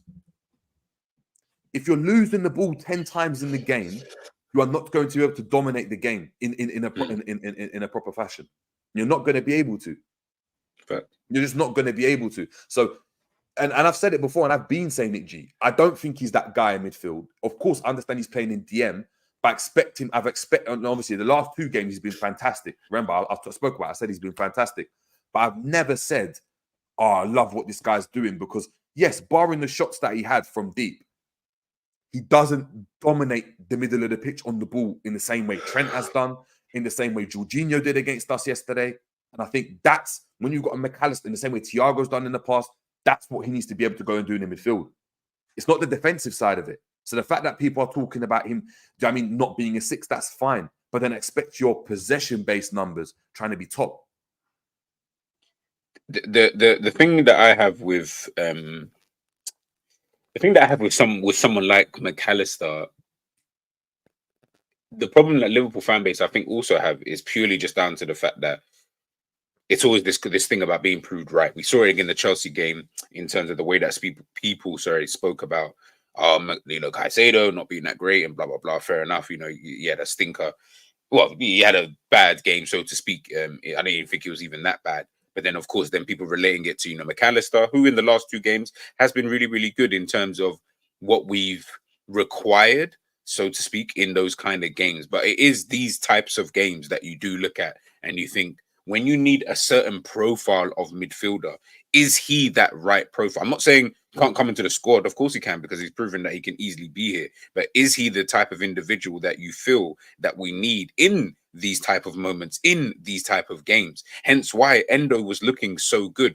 This is why I say we do too much flip-flopping, so to speak, with some of these players, because 1 minute, oh my goodness, how's McAllister going to get into the team? Now, McAllister had like 2 good games. All of a sudden, McAllister, amazing. How's he going to get left out of the squad now? When Endo, obviously, who is now back from the Asia Cup duties, how's he going to get back into the squad? And I think in a game like this, I'm almost thinking you probably would have had to start. Well, obviously he couldn't, so I understand. But I would have preferred to have had an Endo in this type of game, just purely for what we would have needed up against an Arsenal team, as I mentioned before, having and for me, he was almost so key without having to do too much in terms of GA and all these kind of other different things, because of the way he was able to float into these positions between the lines, and the fact that Liverpool just didn't know what to necessarily do. It's great that McAllister is fantastic on the ball. He can, pick out a pass every now and again. He can do all of those kind of on-ball situations. Off the ball at times, McAllister can be a problem. And with his almost overconfidence at time of his own on-ball abilities, as Jerry said the other night, I think he said 10. He lost the ball 10 times in the game. There were times this brother was losing the ball in areas of the pitch. I was like, what? I don't understand what went through your brain that made you think this is the best time for me to kind of dilly-dally on the ball, or this is the best time for me to try and do this. Bro, we're like you're maybe in like the right side of the kind of, like right kind of central mid position, and you're losing the ball. When you lose the ball, they're just running at us at goal. You're not the striker losing the ball and then they still got to get through another 10 players. You're literally one of the deeper players in this move. So if you lose the ball, it's kind of peak. And it also disorganizes our whole entire shape, with Arsenal ready to pounce. And they've got players already set up in positions, i.e. they've got Martin Odegaard and the Kai Havertz already in these kind of positions. So yeah, man, listen, the McAllister's man. I think you like him, love him, doesn't really matter, to be honest. I just think he wasn't really, in my opinion, that good in the game. But I know people. One thing I would say though is that in these situations, right, where you've got these guys that are going to allow Virgil van Dijk to have the ball more or less, right, and press at the right time, allow Konate to get on the ball and really stop that ball going into Trent in this situation like that. You had these guys struggling to get on the ball. You had Curtis Jones that's really trying to cover out wide because Diaz is making that out to in runs. You've got Jota in this situation here as well. It was difficult. It was relatively difficult to go and find anyone because, again, there was no movement. And it's what I go back to is there's no movement there. And that's why Trent is important when you're playing this inverted role, because he's got that unique ability to find the man. But that's so you're saying there's no movement and then obviously Trent's got the ability. But does Trent then need the movement anyway? Still, do we not still require? He does, but Trent's got the ability to go. Like, look, by no movement, I'm not saying there was never any movement. No, I know you mean that. I know you mean. Yeah. Trent's got the ability to get the ball, and in that one moment, and when you need that one moment, and someone's made that one bit of movement, like Gakpo made a couple darts, Jones made a couple darts, Jota made a couple darts, but we couldn't find him, right? Because we ain't got the range unless it was a ball over the top or a ball straight through the middle, and it happened very early on in the game. Is like you're not going to go and find anyone. Trent can do something different. And when he starts popping up in different areas, when he can do that from a central area, we're more likely to go and do that. McAllister's not going to be able to go and do that, unfortunately. He's just not. And when you've got McAllister and got Joe Gomez, it's like Joe Gomez will just get impressed and it will just kept going back because he ain't got the ability to go and turn and play around the corner. The only person in that midfield, and I know some people disagree, was Curtis Jones. But Curtis Jones don't lose the ball. And he didn't do enough going forward, 100%. But Curtis Jones doesn't lose the ball. So when your only options in midfield are either Inter McAllister or Joe Gomez, or then Jones when he comes really deep, which he did at times, you end up in a situation like this. Where now it's easy to press. You're doing this. Gravenberch is trying to show for the ball. You've got him mad high. You've got him that's dropped off. You've got Jota that dropped off as well. You've got Diaz that's covering. Or trying to show him between these lines or trying to threaten to go in behind, and he's in these situations as well, and they're just marking him out of the game. We've got 1, 2, 3, 4, 5, 6 players in our half trying to go and keep the ball against this press, and they're pressing Joe Gomez, they're pressing McAllister. Yeah, I mean, Saka's going to press Curtis Jones, and they're going to allow them and allow the centre backs to go back to the keeper. It then goes back to Konate. When Konate gets the ball, they all shift across. So he gets across to there. He gets across to there. He goes half and half. Saka gets across. Jones now has to get across. You got him that gets across. And who's the only option again? Either a bounce pass into McAllister, who they're going to allow to keep passing backwards. They're not going to allow him to turn. Or it's just a pass into Virgil van Dijk. And you're just playing this damn triangle, this damn square the whole time. Because he can't get into the game because we've got no outlet. He's not making any runs in behind. He's not making any runs in behind because he wants to come to the ball. Jota wants to come to the ball. Diaz is the only outlet that's trying to make any runs in behind, but no one's going to find him there unless it's going to be a long switch ball. But that you're just going to give away the ball if you do that because Saliba and Gab are a good defensive partnership. Do you know what I mean? Ben White is a tall right back. It's going to be difficult to go and play in the air. We just tactically got it completely wrong. If it was me, what I would have done is play Gomez at right back. Yeah, and play play Gomez at right back, play Robbo at left back. Where is he there? Robbo at left back here. So we would have had 2 players that would naturally try and give width, right?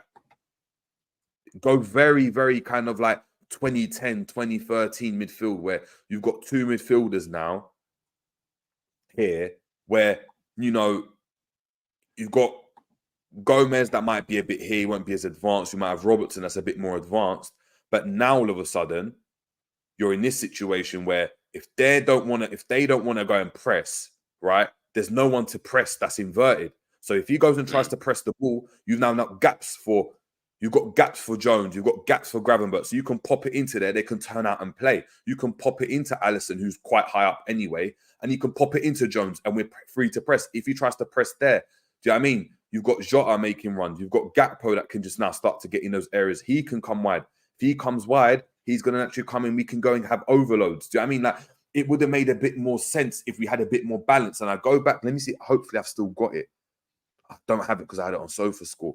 But in the game that we had, was it against Chelsea?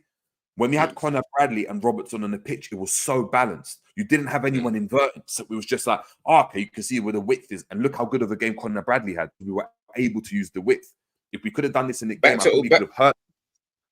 Yeah, back to what we in what you just said there. That's almost back to what made us this top team when we had Trent and Robertson playing high and wide and almost playing as an extra winger, so to speak, in the team. With, of course, what's his name? Jordan Henderson and Gini Wijnaldum or whoever on that left kind of side to be able to cover them if we, of course, lose the ball or, you know, the ball gets into that position, as opposed to this inverted thing. It's mad. And you know what's crazy as well? Now we can stop this bloody, ever since we've inverted Trent, we haven't lost the game or whatever. We've lost now. We've now lost. So I mean, we didn't invert Trent though. We didn't invert it. Yeah, true. Yeah, true. Yeah, that's true. my So, point, is that so technically, technically, technically, it's like we've essentially said, yeah, Trent, go and play like Conor Bradley. When like some people have said in the chat, and I've seen on Twitter and I've seen on the socials, he hasn't played. He's been out for a month. He's not match fit and all of this. Then why are you expecting him? Why would Klopp expect him to do that role? It's either he wasn't doing that role because he was lazy, or he was unfit to go and play. That it's one or the other. Maybe he was forced to go and play him because Conor Bradley was out and he would have started Conor Bradley. We will never know. But for me, I'm looking at this and it was just a tactical mishap. When you go look at Zinchenko didn't invert. Zinchenko didn't invert, which meant that when he doesn't come inside, yeah, and you've got Jota that might press the keeper because he's on the ball, and sometimes Raya was on the ball. You got Cody Gakpo that's pressing there. You've got Saliba that's here, as an example. No, sorry. You've got Saliba that's here. You've got Gabriel that's here at times. And they stay here. And you've got Ben White here. And then you've got Jorginho and Rice in this midfield with this box, because that's the way they wanted to go and play. You had Saka that was a bit deeper, and you had Martinelli because it was lopsided because he was really attacking. Trent was going and pressing Zinchenko, like the way Klopp likes him to go and do it. When he goes and presses the keeper, he was free. You then got Gakpo playing here, pops it into there. He's all of a already sudden here. they're already into that midfield. Like. He's already here. He's already here. He's up, right? He's up. Martinelli's high. You've got Saka that's there. You've got Gomez that's inverted here anyway. So you've got Curtis Jones that's quite here. You've got Diaz trying to go and stop that pass coming in. So now you've got a problem. If Joe Gomez is there, one of them has to go and press these men on the ball because they've just been bypassed. So if this man presses the down the ball, space. Look who's in space. That's my point. That's my point. He presses him. I've got two balls on the pitch, mad. If he goes and presses him, if Macaster goes and presses Jorginho like we did at times, pops it into Rice. Rice drives with the ball, and you've got Ødegaard in space, right? Ødegaard floating around. So what, is Joe Gomez going to follow him the whole game? No, he's not. He's going to start to stay here. So all of a sudden, you're in a situation like that where he's picking up the ball, but these guys aren't stepping up, because if they go aggressive, like he did that one time, there's space for Ødegaard to turn him, and then you've got runners. And if he don't work hard enough, if he just gets outplayed, if he's out of position, if he's not working hard enough, it just looks pointless. It looks pointless. Trent's always out of position, so it was pointless, man. Yeah, no, it's so boy. You know, it's everything that Jerry's showing again. These are just, of course, it's just one game. So it's just one game. You hear me? Like, don't cry about it. But yeah, it's just for this game that I'm talking about. Yeah, it's just But there are certain things that were in this that you do look at. So we do talk about Gravenberch and Gakpo in terms of the roles that they have in the teams. You know, in terms of the specific things they're being asked to do, because half the time, especially Gakpo, we don't know whether he's coming or going. Ain't got a clue as to what he's kind of doing. And then when you look at other aspects of it, again, I know everyone's called Klopp a tactical genius this season, but then we look at the substitutions he made, and then again, the roles that he was asking them to do when they came on the pitch. Obviously, I know then the red card happens and then blah, blah, blah, it changes things. But the roles he's asking them to do, again, it's not really working. In that game, anyway, it just wasn't really working at all. So it goes back to everything we said, you know, in terms of when Jerry's asking the question in the title, this is why Trent cannot play at right back ever again. It's not about being that I don't even look at that as being reactionary. At the end of the day, you've all said it, that Trent should just move into midfield. Everyone, I feel like it's unanimous now that everybody feels this guy should move into midfield. We've seen what he's like in that right back position. Heck, he even plays as basically a midfielder, but we just put him as a right back in terms of inverting and doing this, and then Konate's got to do the job of 3 men and etc. etc. Eventually, you're going to have to end up just putting the guy in midfield and potentially maybe Connor Bradley. Obviously, this season we've already got Connor Bradley, but then in the summer you're looking at, let me go out and get a really, really good right back, who can just stay in that position, and then having Trent in that midfield position, because too many times we're being bailed out due to Konate's brilliance, Van Dijk's brilliance, Alisson last minute save. And that's why I said earlier on in the stream about it was almost about time that Liverpool actually played a game and they just didn't deserve to get that victory. But I didn't think we'd get humbled in the way that we got humbled. That was then the shocking part. But we've had crap games, guys. We've played dead in other games. Like, I can't even lie. What Jerry just showed us there, again, tactical genius. But I've seen that in bare other games. In bare other games, I've seen the same thing. We could probably look back the list of games, but guess what? We've been able to win those games in the end. Individual quality. Salah comes up with a random goal at the end. So in the last 10 minutes, we turn it up. We do this, we do that. This time, it just didn't work. We couldn't bring that individual quality. And let's not also pretend like we don't have the players there, because these are the same players that we are all talking about.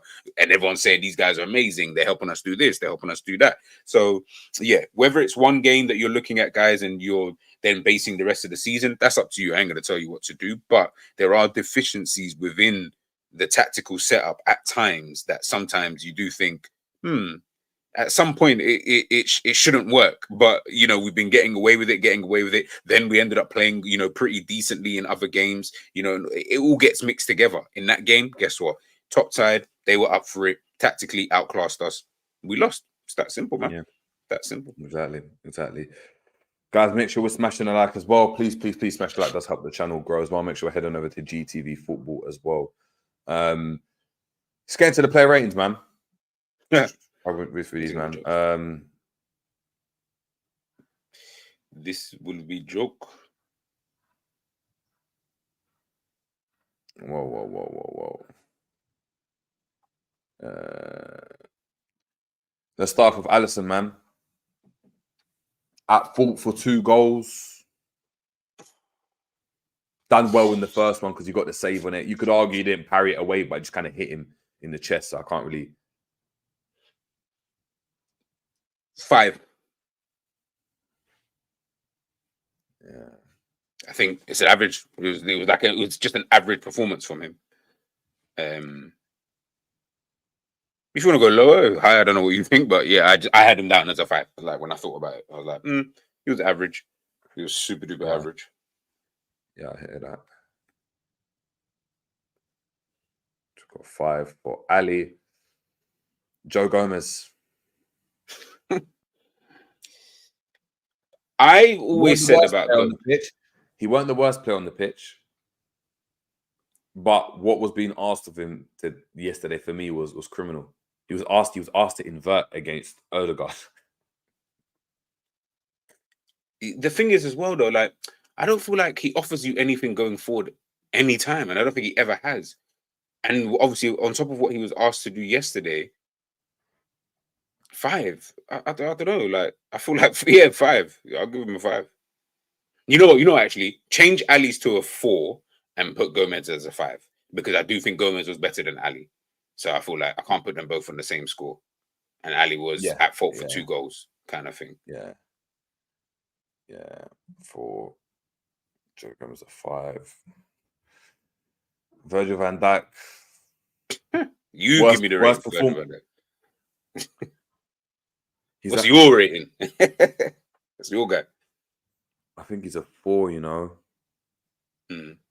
He's a 4. Like, the push up, the step up on that striker without having any cover, and you being the covering centre back, like the one that's supposed to make sure Konate don't push forward too much, was shocking. The mishap again, that was shocking. He was poor on the ball. Didn't clip any long passes into. Yeah, you know what? It might be. It's like a 4. It's a 4. Yeah. Guys, Konate, this hurts. This hurts Jerry a lot. Obviously, that's Jerry's guy. You know what I'm saying? Like, giving fours and that. Man, seeing red next to his name. That's mad. the same number he's got on his top four. I'm saying, that's what I'm saying. Mad. Konate, 2. I don't give a fuck. As in, like, you and these bozo moments are starting to piss me off. I'm tired of you going through periods where you're a sick defender, but you just have way too many bozo moments in your game, bro. And this gassing man up over the last like 5-6 games has pissed me off even more, because I'm like, brother, you see what he did on the weekend? That's Konate. That's the Konate I know. Good defender, but is a bozo. Has bozo moments, but he's a very good defender. The two can be correct, and that's exactly what he is, bro. And then you get yourself sent off. Like, you're getting a 2, man. You're getting a 2. Anyone gets sent off, like, you shouldn't even be allowed to even be rated. Like, the fact that I'm even giving him the 2 is just purely out of that. Because you know what's so mad? His performance throughout the game wasn't even like he was shit. Prior, he was better than Van Dijk. He was better than Van Dijk in the game. He was better than Van Dijk. He was better, and we gave Van Dijk a 4. But I'm sorry, you get red card. I'm sorry, unless it's like a dubious one where we're like, oh yeah, maybe no. You deserve both yellow cards, and it's too many with these bozo moments, bro. I'm tired of it. What in that game, that's what. Yeah, what would you say to some people saying that are obviously Konate obviously chucked I think Havertz to the floor first. He done that first, and then he pushed Havertz in the face, and that was obviously the 2 yellow cards. And people saying that Gabriel should have been sent off for grabbing Jota once and then pulling Nunes to the ground. What do you think of that? Because some fans are looking to that and saying there's some inconsistencies with Anthony Taylor. That's one of the things that Klopp is talking about, saying that a lot of things went against us, and if that was a red card, fine. If that was a yellow, fine. What about the Gabriel one? Because they were very similar situations. They're both bozos as well. They're both bozos as well. Yeah. I'm definitely not trying to excuse that. I think game state matters though. With that Konate second yellow card, it was more cynical in my personal opinion than that Gabriel one because of where they were on the pitch. So I didn't look at that Gabriel one and think, oh yeah, that's gonna be a yellow card. I just felt like it was a foul. I genuinely thought it was a foul. I didn't look at it and think, yeah, that's a yellow card, or yeah, he should get booked for that, because Konate did. Konate's was literally, they were literally going to be in on goal in give or take 10 yards. Like there was one more pass he needed to make, and they would have been running in on goal. Whereas we weren't running in on goal or anything. It was just an attack that we were having. And I don't feel like he put his hands on him the same way Konate did. Konate actually put his hands on Havertz. Gabriel didn't do that. It was just more of a stop, and that's why I didn't feel like it was the same, to be honest. Yeah, you got boy. Yeah. It's the same argument as the Jota red. You know you're on a yellow. What you're doing, that's what it is. But Ben White was on a yellow and was perfect after that. It was perfect, bro. That yellow, you didn't do. Use your head, man. Yeah. No, you're right. Yeah, she's right. 4-3, cool. Trent. Oh my god. Oh, hold on. Was it possible to get his individual stats? Yeah, I'm sure you can. I don't know, fuck my bit or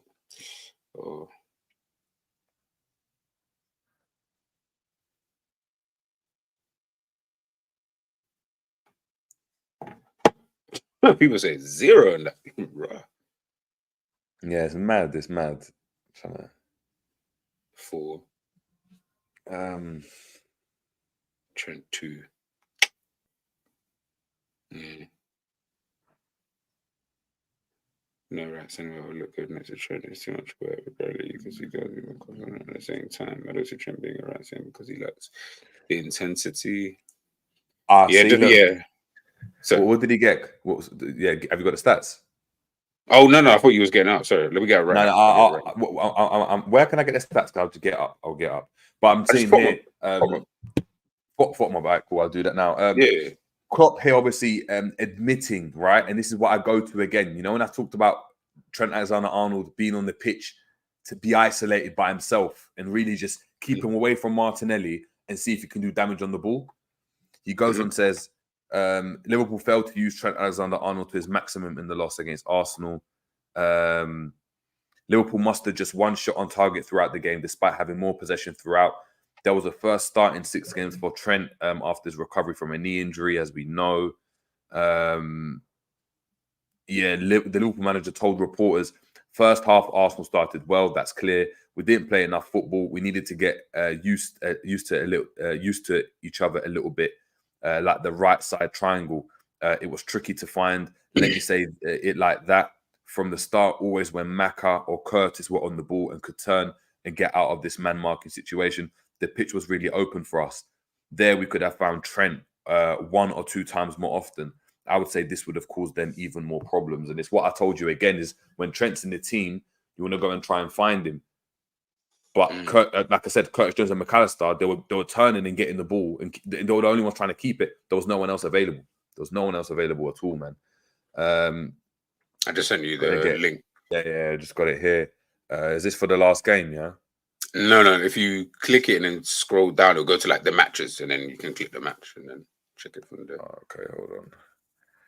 I'll get it up. Let me share this tab and share it with you guys so we can have a look, because I want to make sure. Up. Oh, there we go. Yeah. Cool. Oh man.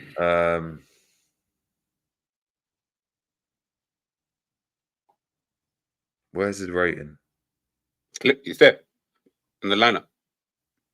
Scroll up. Oh, you have to click into him, yeah? Yeah, click it and it will come up. His thing will come up. Yeah. Okay. He played 58 minutes,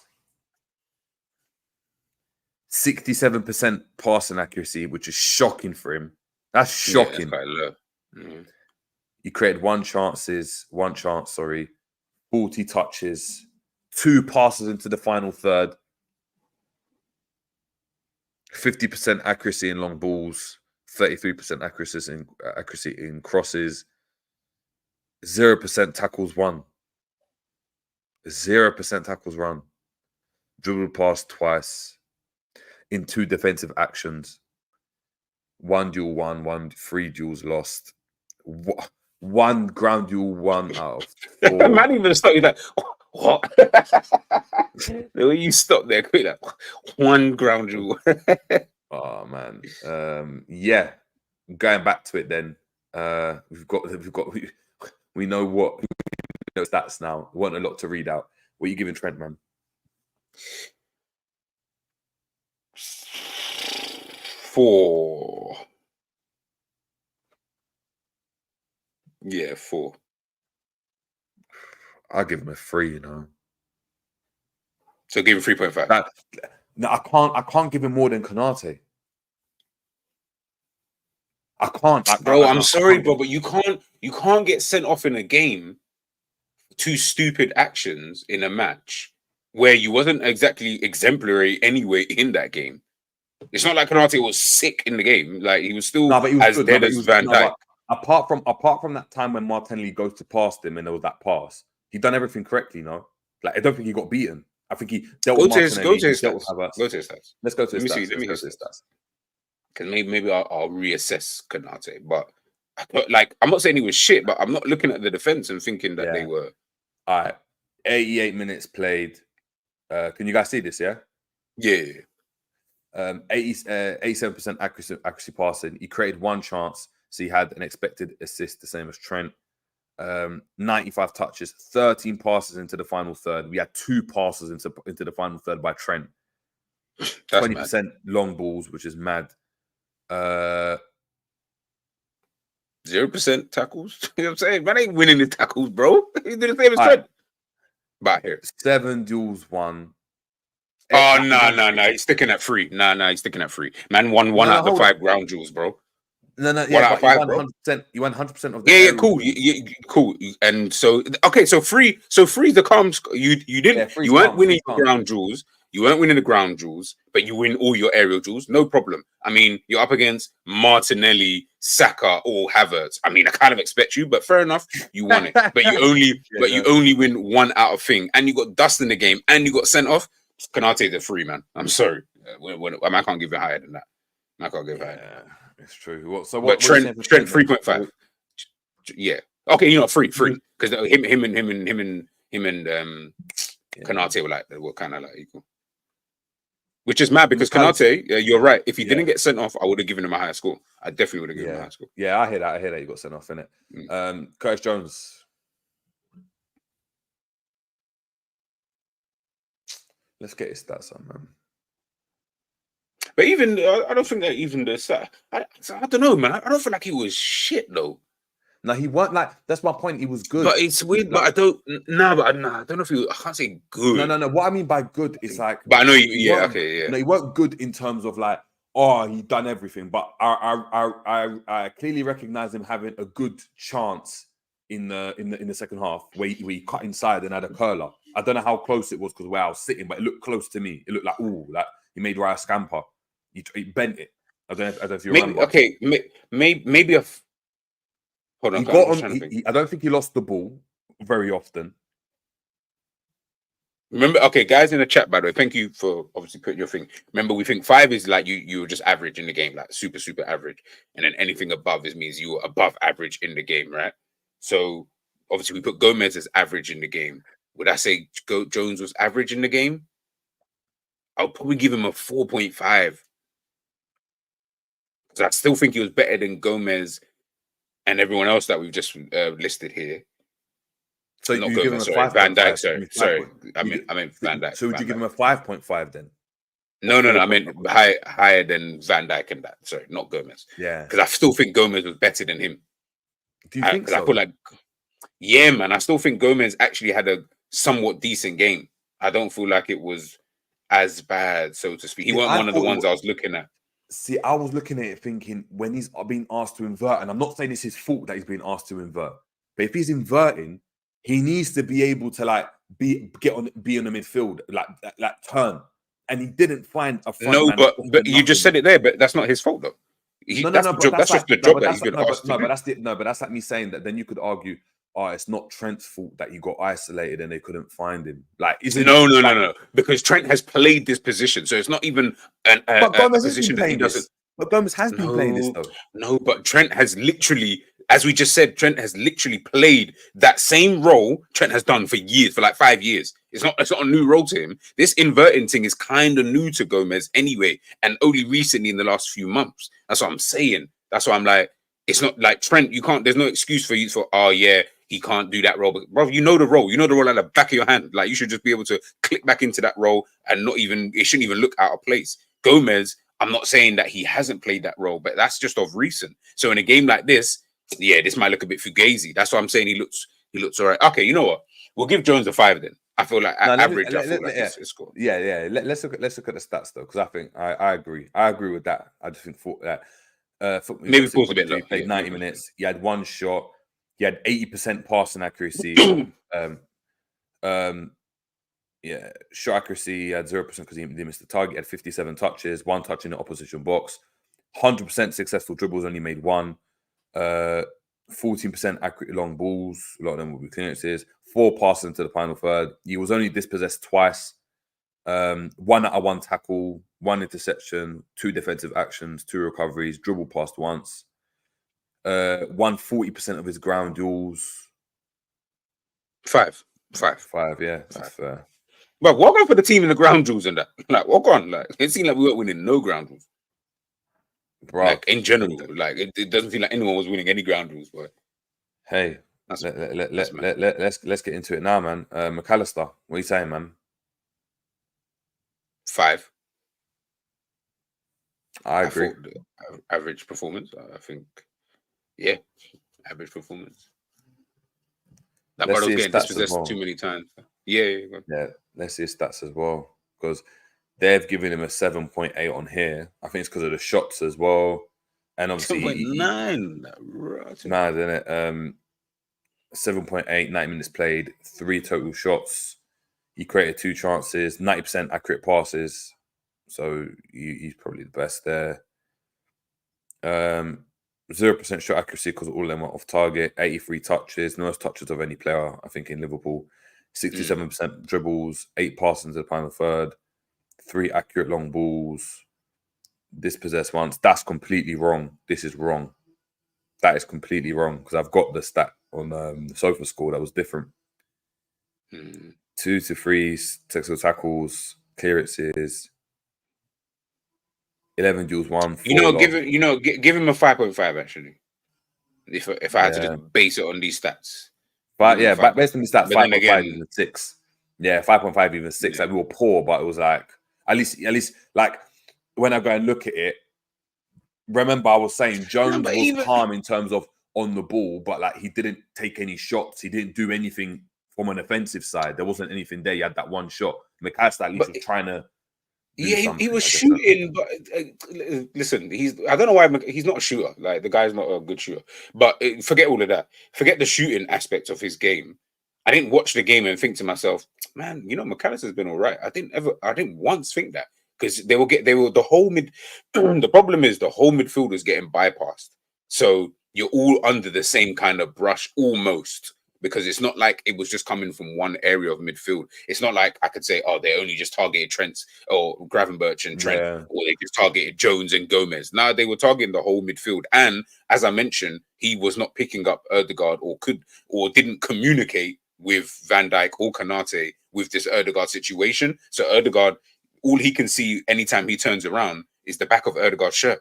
He can just see the number, whatever number is, 10 or whatever it is. That's all he can see. Odegaard had a way better game than he did, playing behind McAllister. Whereas I'm looking at McAllister like, isn't that like your job to help snuff that out? Like, I don't know. Maybe it's a different role. Yeah. You know what? No, Yeah, but you can give it a 5 if you want, but 5, 5.5, yeah. yeah, like you said, yeah, 5, whatever, 5. Yeah, he's what it is. I think he was based on the stats, he was a bit better than Jones, isn't it? Like based on stats, Yeah. Based on stats, yeah, if you want to go there. Gravenberch. I'm never going to look at stats for this one, man. 2 or 3, whichever one you want to go with. Yeah, he was shit. 2, man. He was a 2. He needs to start. Yeah, he needs to start improving that his intensity. But if he doesn't improve that, you know what? Klopp's leaving, so does it even matter? Like, does he need to improve the intensity as much as we think he does? Because the next manager might not require the same intensity, bro. I don't know. Remember you said about the manager leaving early? Yeah, you might just think, oh, new manager's coming anyway, bro. Like the new manager's kind of calm. You don't even need that. I don't know. I don't know. Yeah, I agree. I don't know what's going on with this team. I don't know what's going on. But he's a good player, though. That's the thing. He's a good player, though. No, but what do you mean by he's a good player? What, he's talented in that? Like he's just got feet. Yeah, He looks nice. He looks nice on the eye. G looks at me. He's like, yeah. You're a decent footballer still. No. Listen. You look at him and you look at okay. He definitely. Okay, no. Bro, Jerry Chat shit. He definitely passes. You see him doing this with his hands when he's playing. You're like, yeah, man's got tech. Stick it on him. You don't want it though. He definitely passes the eye test. Yeah, but like in terms of just as a normal, like naturally talented player, yes, I will say that. But you're right in terms of when he's been, especially look, Bayern Munich, we saw it. Liverpool, now we're seeing it. Of course, it's still one. People are going to say, give him time. And I hear it. I honestly do hear it. But we're getting to a point with him that you would have spent 2 seasons at 2 big clubs and you ain't cutting the mustard at all. Like to the point where those 2 big clubs, Bayern Munich and now Liverpool, it's kind of a bit, it's looking a bit fugazi kind of thing. Like, what role do you put this guy in? Like, where does he play that's going to just get the best out of him, so to speak? And yeah, this was a really big game for him, man. He really needed to have a big game, like just to shut people like myself up.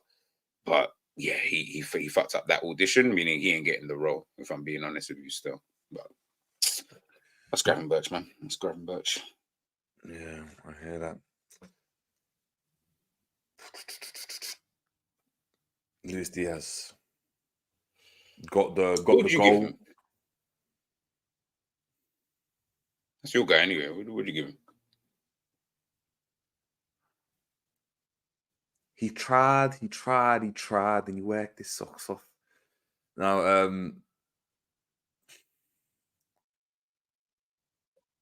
he didn't get the bet.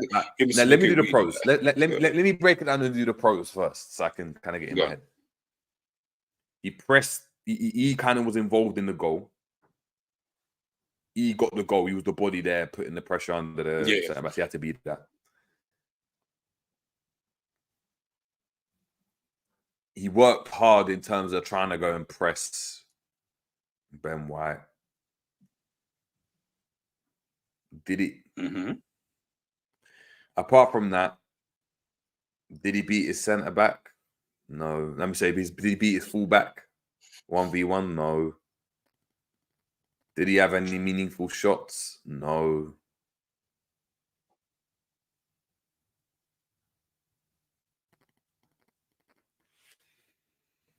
I would say it was definitely average performance.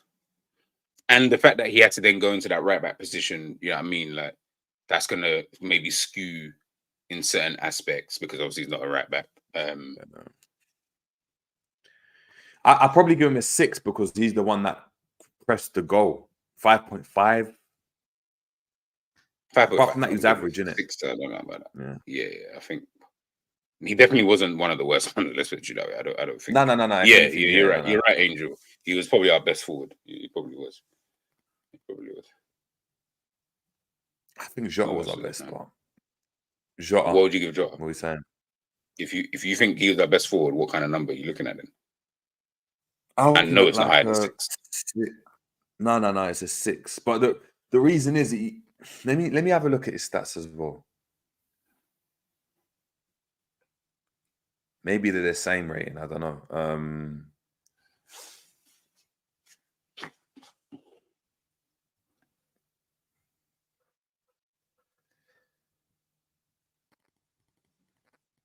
Right, Diaz is 27. So is Jota. Right.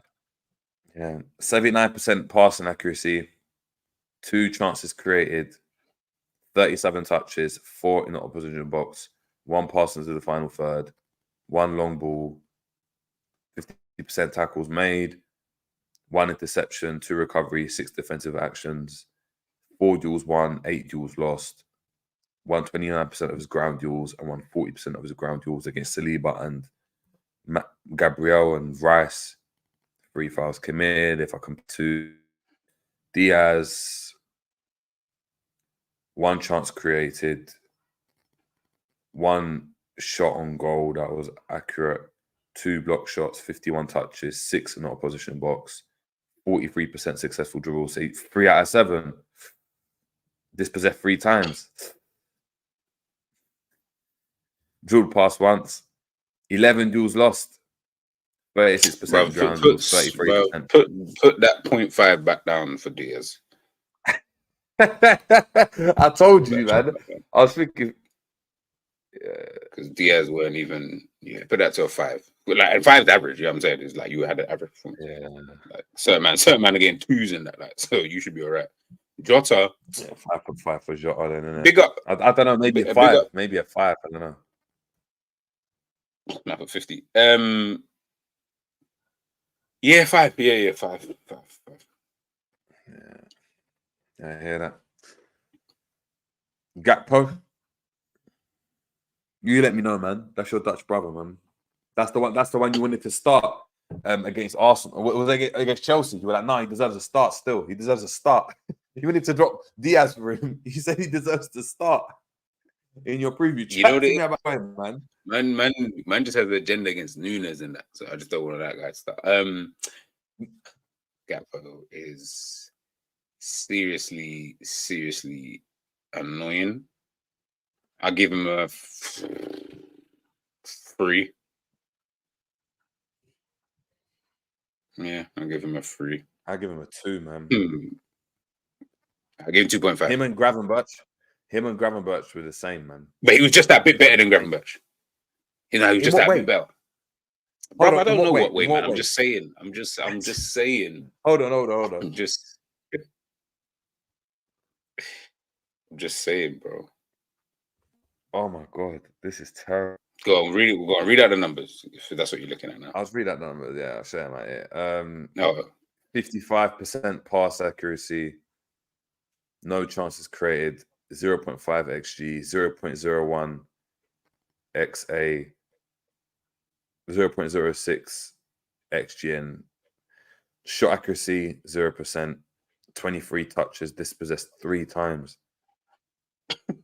1 interception, 2 defensive actions, 3 ball recoveries, 4 duels won. You see, man's winning the ground duels, bro. Man's winning the ground duels, bro. So really, 2. Yo, how many is Gravenberch? 86% passing accuracy compared to 50%. Cool. He's a midfielder, so I expect it, but go on. 4 and 5, 50% ground duels. They're the same, man.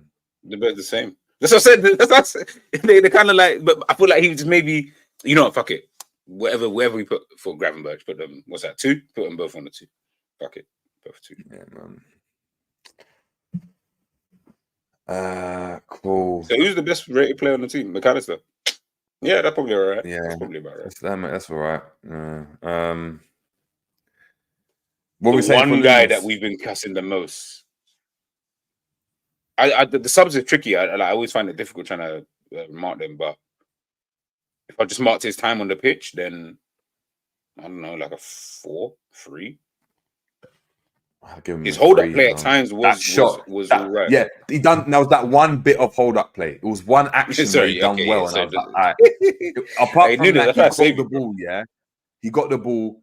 He flashed one across the box when there was no one in there, so he gave the ball away. And then he got the ball and tried to do a step over thing and just rasped the ball over. Like, it wasn't even on target. It just went like that way. But we know he's not a striker, innit? So that's it's calm. I still expect Dirk Kuyt to be better. Listen. All right. What did you say? What did you give him? What was it? What did you say? 3. You said 3. Yeah, 3's calm. 3's calm. I think, you know, the subs, though, like, whatever Klopp was asking you, man, to do, I don't think you even understood. So, yeah. What do you think of Elliot when you came on? Elliot. He tried to get on the ball quite a lot. That's what I kept seeing him trying to do. He did try to get on the ball, try to make things happen. Like, I felt like he was trying to put the onus on him. But you got spun though. Oh yeah, but come on, bro. Like, he got spun 100%. But Trossard tapped it round him that way. Yeah, but he's slow though. Elliot's super slow. Elliot, like I could probably. No, but then you got a foul. Maybe not right now. So what? If Nunes is a 3, I feel like he would have been a 3.5. I feel like or 4. Yeah, 4. Yeah, I think that's what I'm saying. Yeah, 4's calm. Thiago, bruv, next. I don't want that brother.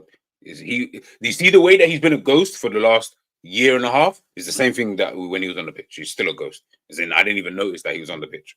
I don't care that he was. Man was trying to. Remember we was talking on the phone. Man was trying to do no look passes and just bro, get out of here, bro. I don't need your stupid shimmies. I don't want your flipping touches on the ball. I beg you, just play football normal, bro. This ain't 5-a-side. Like, just play football properly. It's not every day you have to be doing this nonsense.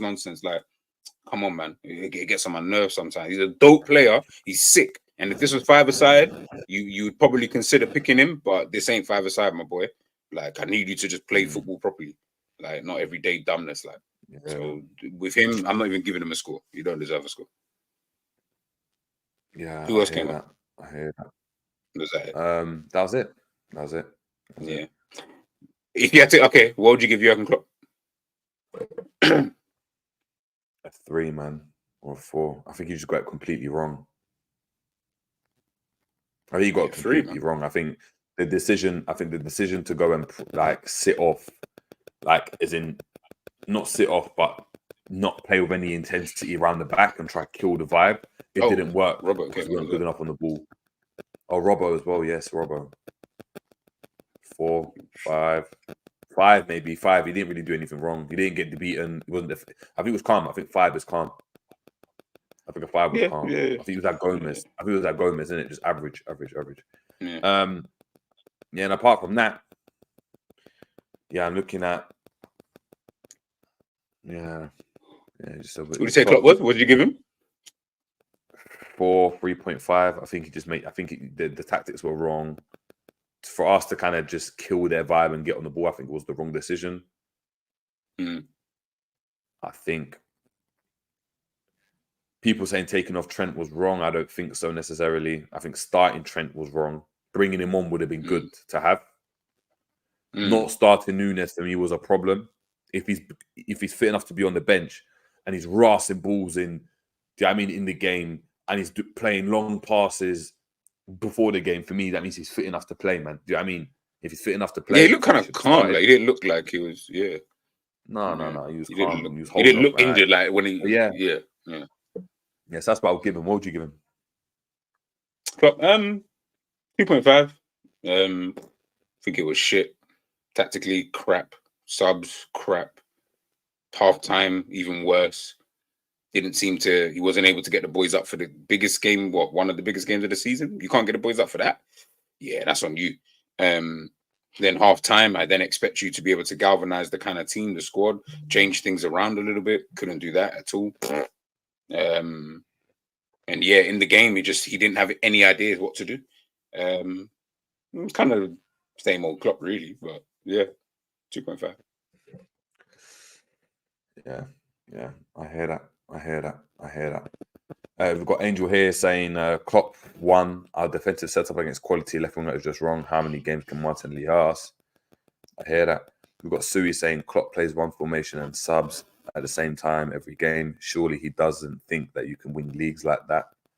I think you see with that comment, yeah, I said this, like, this is why, and people always say, like, oh, I'm always getting onto Klopp, yeah, in terms of not giving him his flowers. I'll give him his flowers in certain situations this season where I felt like the Tottenham game away, where I felt tactically the way he then got the team to then set up, I thought, yo, that was actually really, really good. But the majority of the season, when I've watched Klopp and everyone keeps talking about, oh, the subs, yeah, Klopp was amazing. I'm like, nah, he made the subs that me, Jerry, and you in the chat would have just made purely just because those were the only players available to have made those same subs. Those subs subsequently then came on and then did, whatever it is they did. And it also feels as if, like, some of these subs that he makes, they seem to be subs that he's agreed upon before the game, because he seems to be just making subs at a random moment where you're like, did we need that sub right now? Like Trent coming off at that moment, it almost feels like he said, no, you're only going to play this amount of minutes, like 55 minutes. At 55 minutes, I'm taking you off regardless of what's happening. And that's it. There's no, let me just wait. Let me see. Maybe we take you off in 70 and whatever. We're taking you off for 55 minutes because that's what we agreed upon, because we don't want you to get into that red zone that we kept talking about like last season and stuff like that. So, yeah, I'm in a mixed bag when it comes to Klopp and these in-game stuff like that everyone keeps talking about. I don't really feel like I've seen it to the degree that everyone else is seeing it, but it is what it is, isn't it? Like, you know what I mean? It's one of those. I hear it. Oh, man. But look, as you said earlier, man, it's one game. We've got Burnley next, so I guess things can only go up. And then on our next games, until all of our games, to be fair, right up until we go and face Man City at Anfield, are games that I look at and think Liverpool can go and win. Me too. And I think we should win. I think we should win those games still. I think we should win those games. Yeah. I think we will actually win those games, to be fair. I don't think that's all we can do and hope Arsenal drop points to obviously just create a gap for us and then see where we are when we go and face City in it and judge that game just by that game. And we have to win that game if we've got any ambitions of winning the league. We have to, if we don't win that game, then are you going to be are you going to be a Brentford fan tonight? Yeah, you say you man, everyone all Liverpool's going to be Brentford fans tonight, boy. Of course, man. I'm a Tony fan, though. I'm a Tony fan. But Brentford's my local, so I don't know, man. I'm conflicted. I'd actually get, I'm actually thinking to go and get a Brentford top with Tony on the back. I think it's going to be legendary one day. If he stays, yeah, why not? If he stays, because bro, man's got 2 and 2 since he come back in it. Scored against Spurs, scored against the free kick. Are we even surprised? Are we even surprised that this brother is scoring goals? Because guess what? When you've got a striker in your team, that's what they do. They score goals. Unfortunately, we don't have a striker in our team. We've got a bunch of forward players. So, I mean, it's tricky.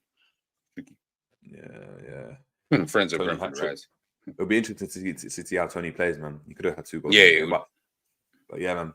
It'll be interesting. But as we said, it's just one game. We need to just, the overreaction needs to just calm down. It's one game. It is what it is. We need to firm it. But look, that's been the Tactics Board. Obviously, we've been here for 2 hours now, man. So we've been grinding it out. Thank you, obviously, everyone for tuning in. G, is there anything going on GTV in the coming days, or maybe today, depending on if you're free. But if not, then tomorrow. Later on, Gravenberch and Gakpo, double Dutch. Talking about these two. Double Dutch. Come on, man. You There know we the go. names are there, man. So yeah, either today or tomorrow. I'll chat with Jerry and see what he's saying. But yeah, just chatting about that. To be honest, man. Maybe I might. I've done the reaction. You know, I can't be bothered to do one on my thing. So yeah, I'll leave that for this week. But yeah, I that's about it. think I'm gonna do a members video. You're gonna do a members video on Gakpo, yeah, on Gakpo. I think that's needed. We need to chat about that guy because we signed the wrong Ghanaian. We had Kudus to sign and we signed him. Oh yeah, we definitely signed the wrong Ghanaian if you're talking about between the two, 100%. 100%. But yeah, that's it. That's the only video. Oh, and my shit, I forgot. That's actually supposed to be tomorrow, if not Wednesday or another day. My monthly review for January. It's pre-recorded, so I'll post that out whenever. So yeah, that's it. That's cool, man. Well, guys, thank you so much, obviously, for tuning in. As always, big up to everyone in the building. We got Angel saying top stream apart from VVD for a 4. Listen, but VVD was a 4, but Konate has to be a point below because he essentially they would have both been with the they both were. He would have been ahead. He would have been ahead. He would have been ahead. He would have been ahead because he had a better game. I probably would have given him a 5. If you get sent off, that's a whole point off, not 0.5, bro. You got sent off, man. That's too much. That's too much. Yeah, exactly. We've got Mr. Tibbs here saying it's probably going to be 2-2 in the 91st minute, and then Oscar Bob scores another winner. Oscar Bob's good, you know. Oscar Bob's quality. All I know is Kevin De Bruyne is definitely getting another assist today. Just to understand, guys, this Kevin De Bruyne brother has come back and is already on like 3 or 4 assists since he came back, bro. Like, it's done now. It's actually getting done. That's crazy. Man. But look, people, man. Look, it's a Monday morning, Monday afternoon, should I say? Don't get too bogged down with the result. It's one game. Take it in isolation because we're not on a poor run. We've lost 2 games in the league all season. So, look, to think that Liverpool, and like I said, the trend of the first part of the season is still the same. We've lost 1 game. If we go and just go unbeaten now, it will be very similar to how it was in the beginning part of the season. We just have to make sure we win all our games. And G, as G said, he thinks we will win all our games up until Man City. And then obviously we'll see what that game entails. But until next time, people, make sure we're liking and subscribing. And if you're watching this on the replay, please let us know what you think of, obviously, Trent. Do you think Trent can still play at right back? That's the discussion I want to go and have. But until next time, people, it's been a J James show. Stay blessed, and we are out. Take it easy. Boom.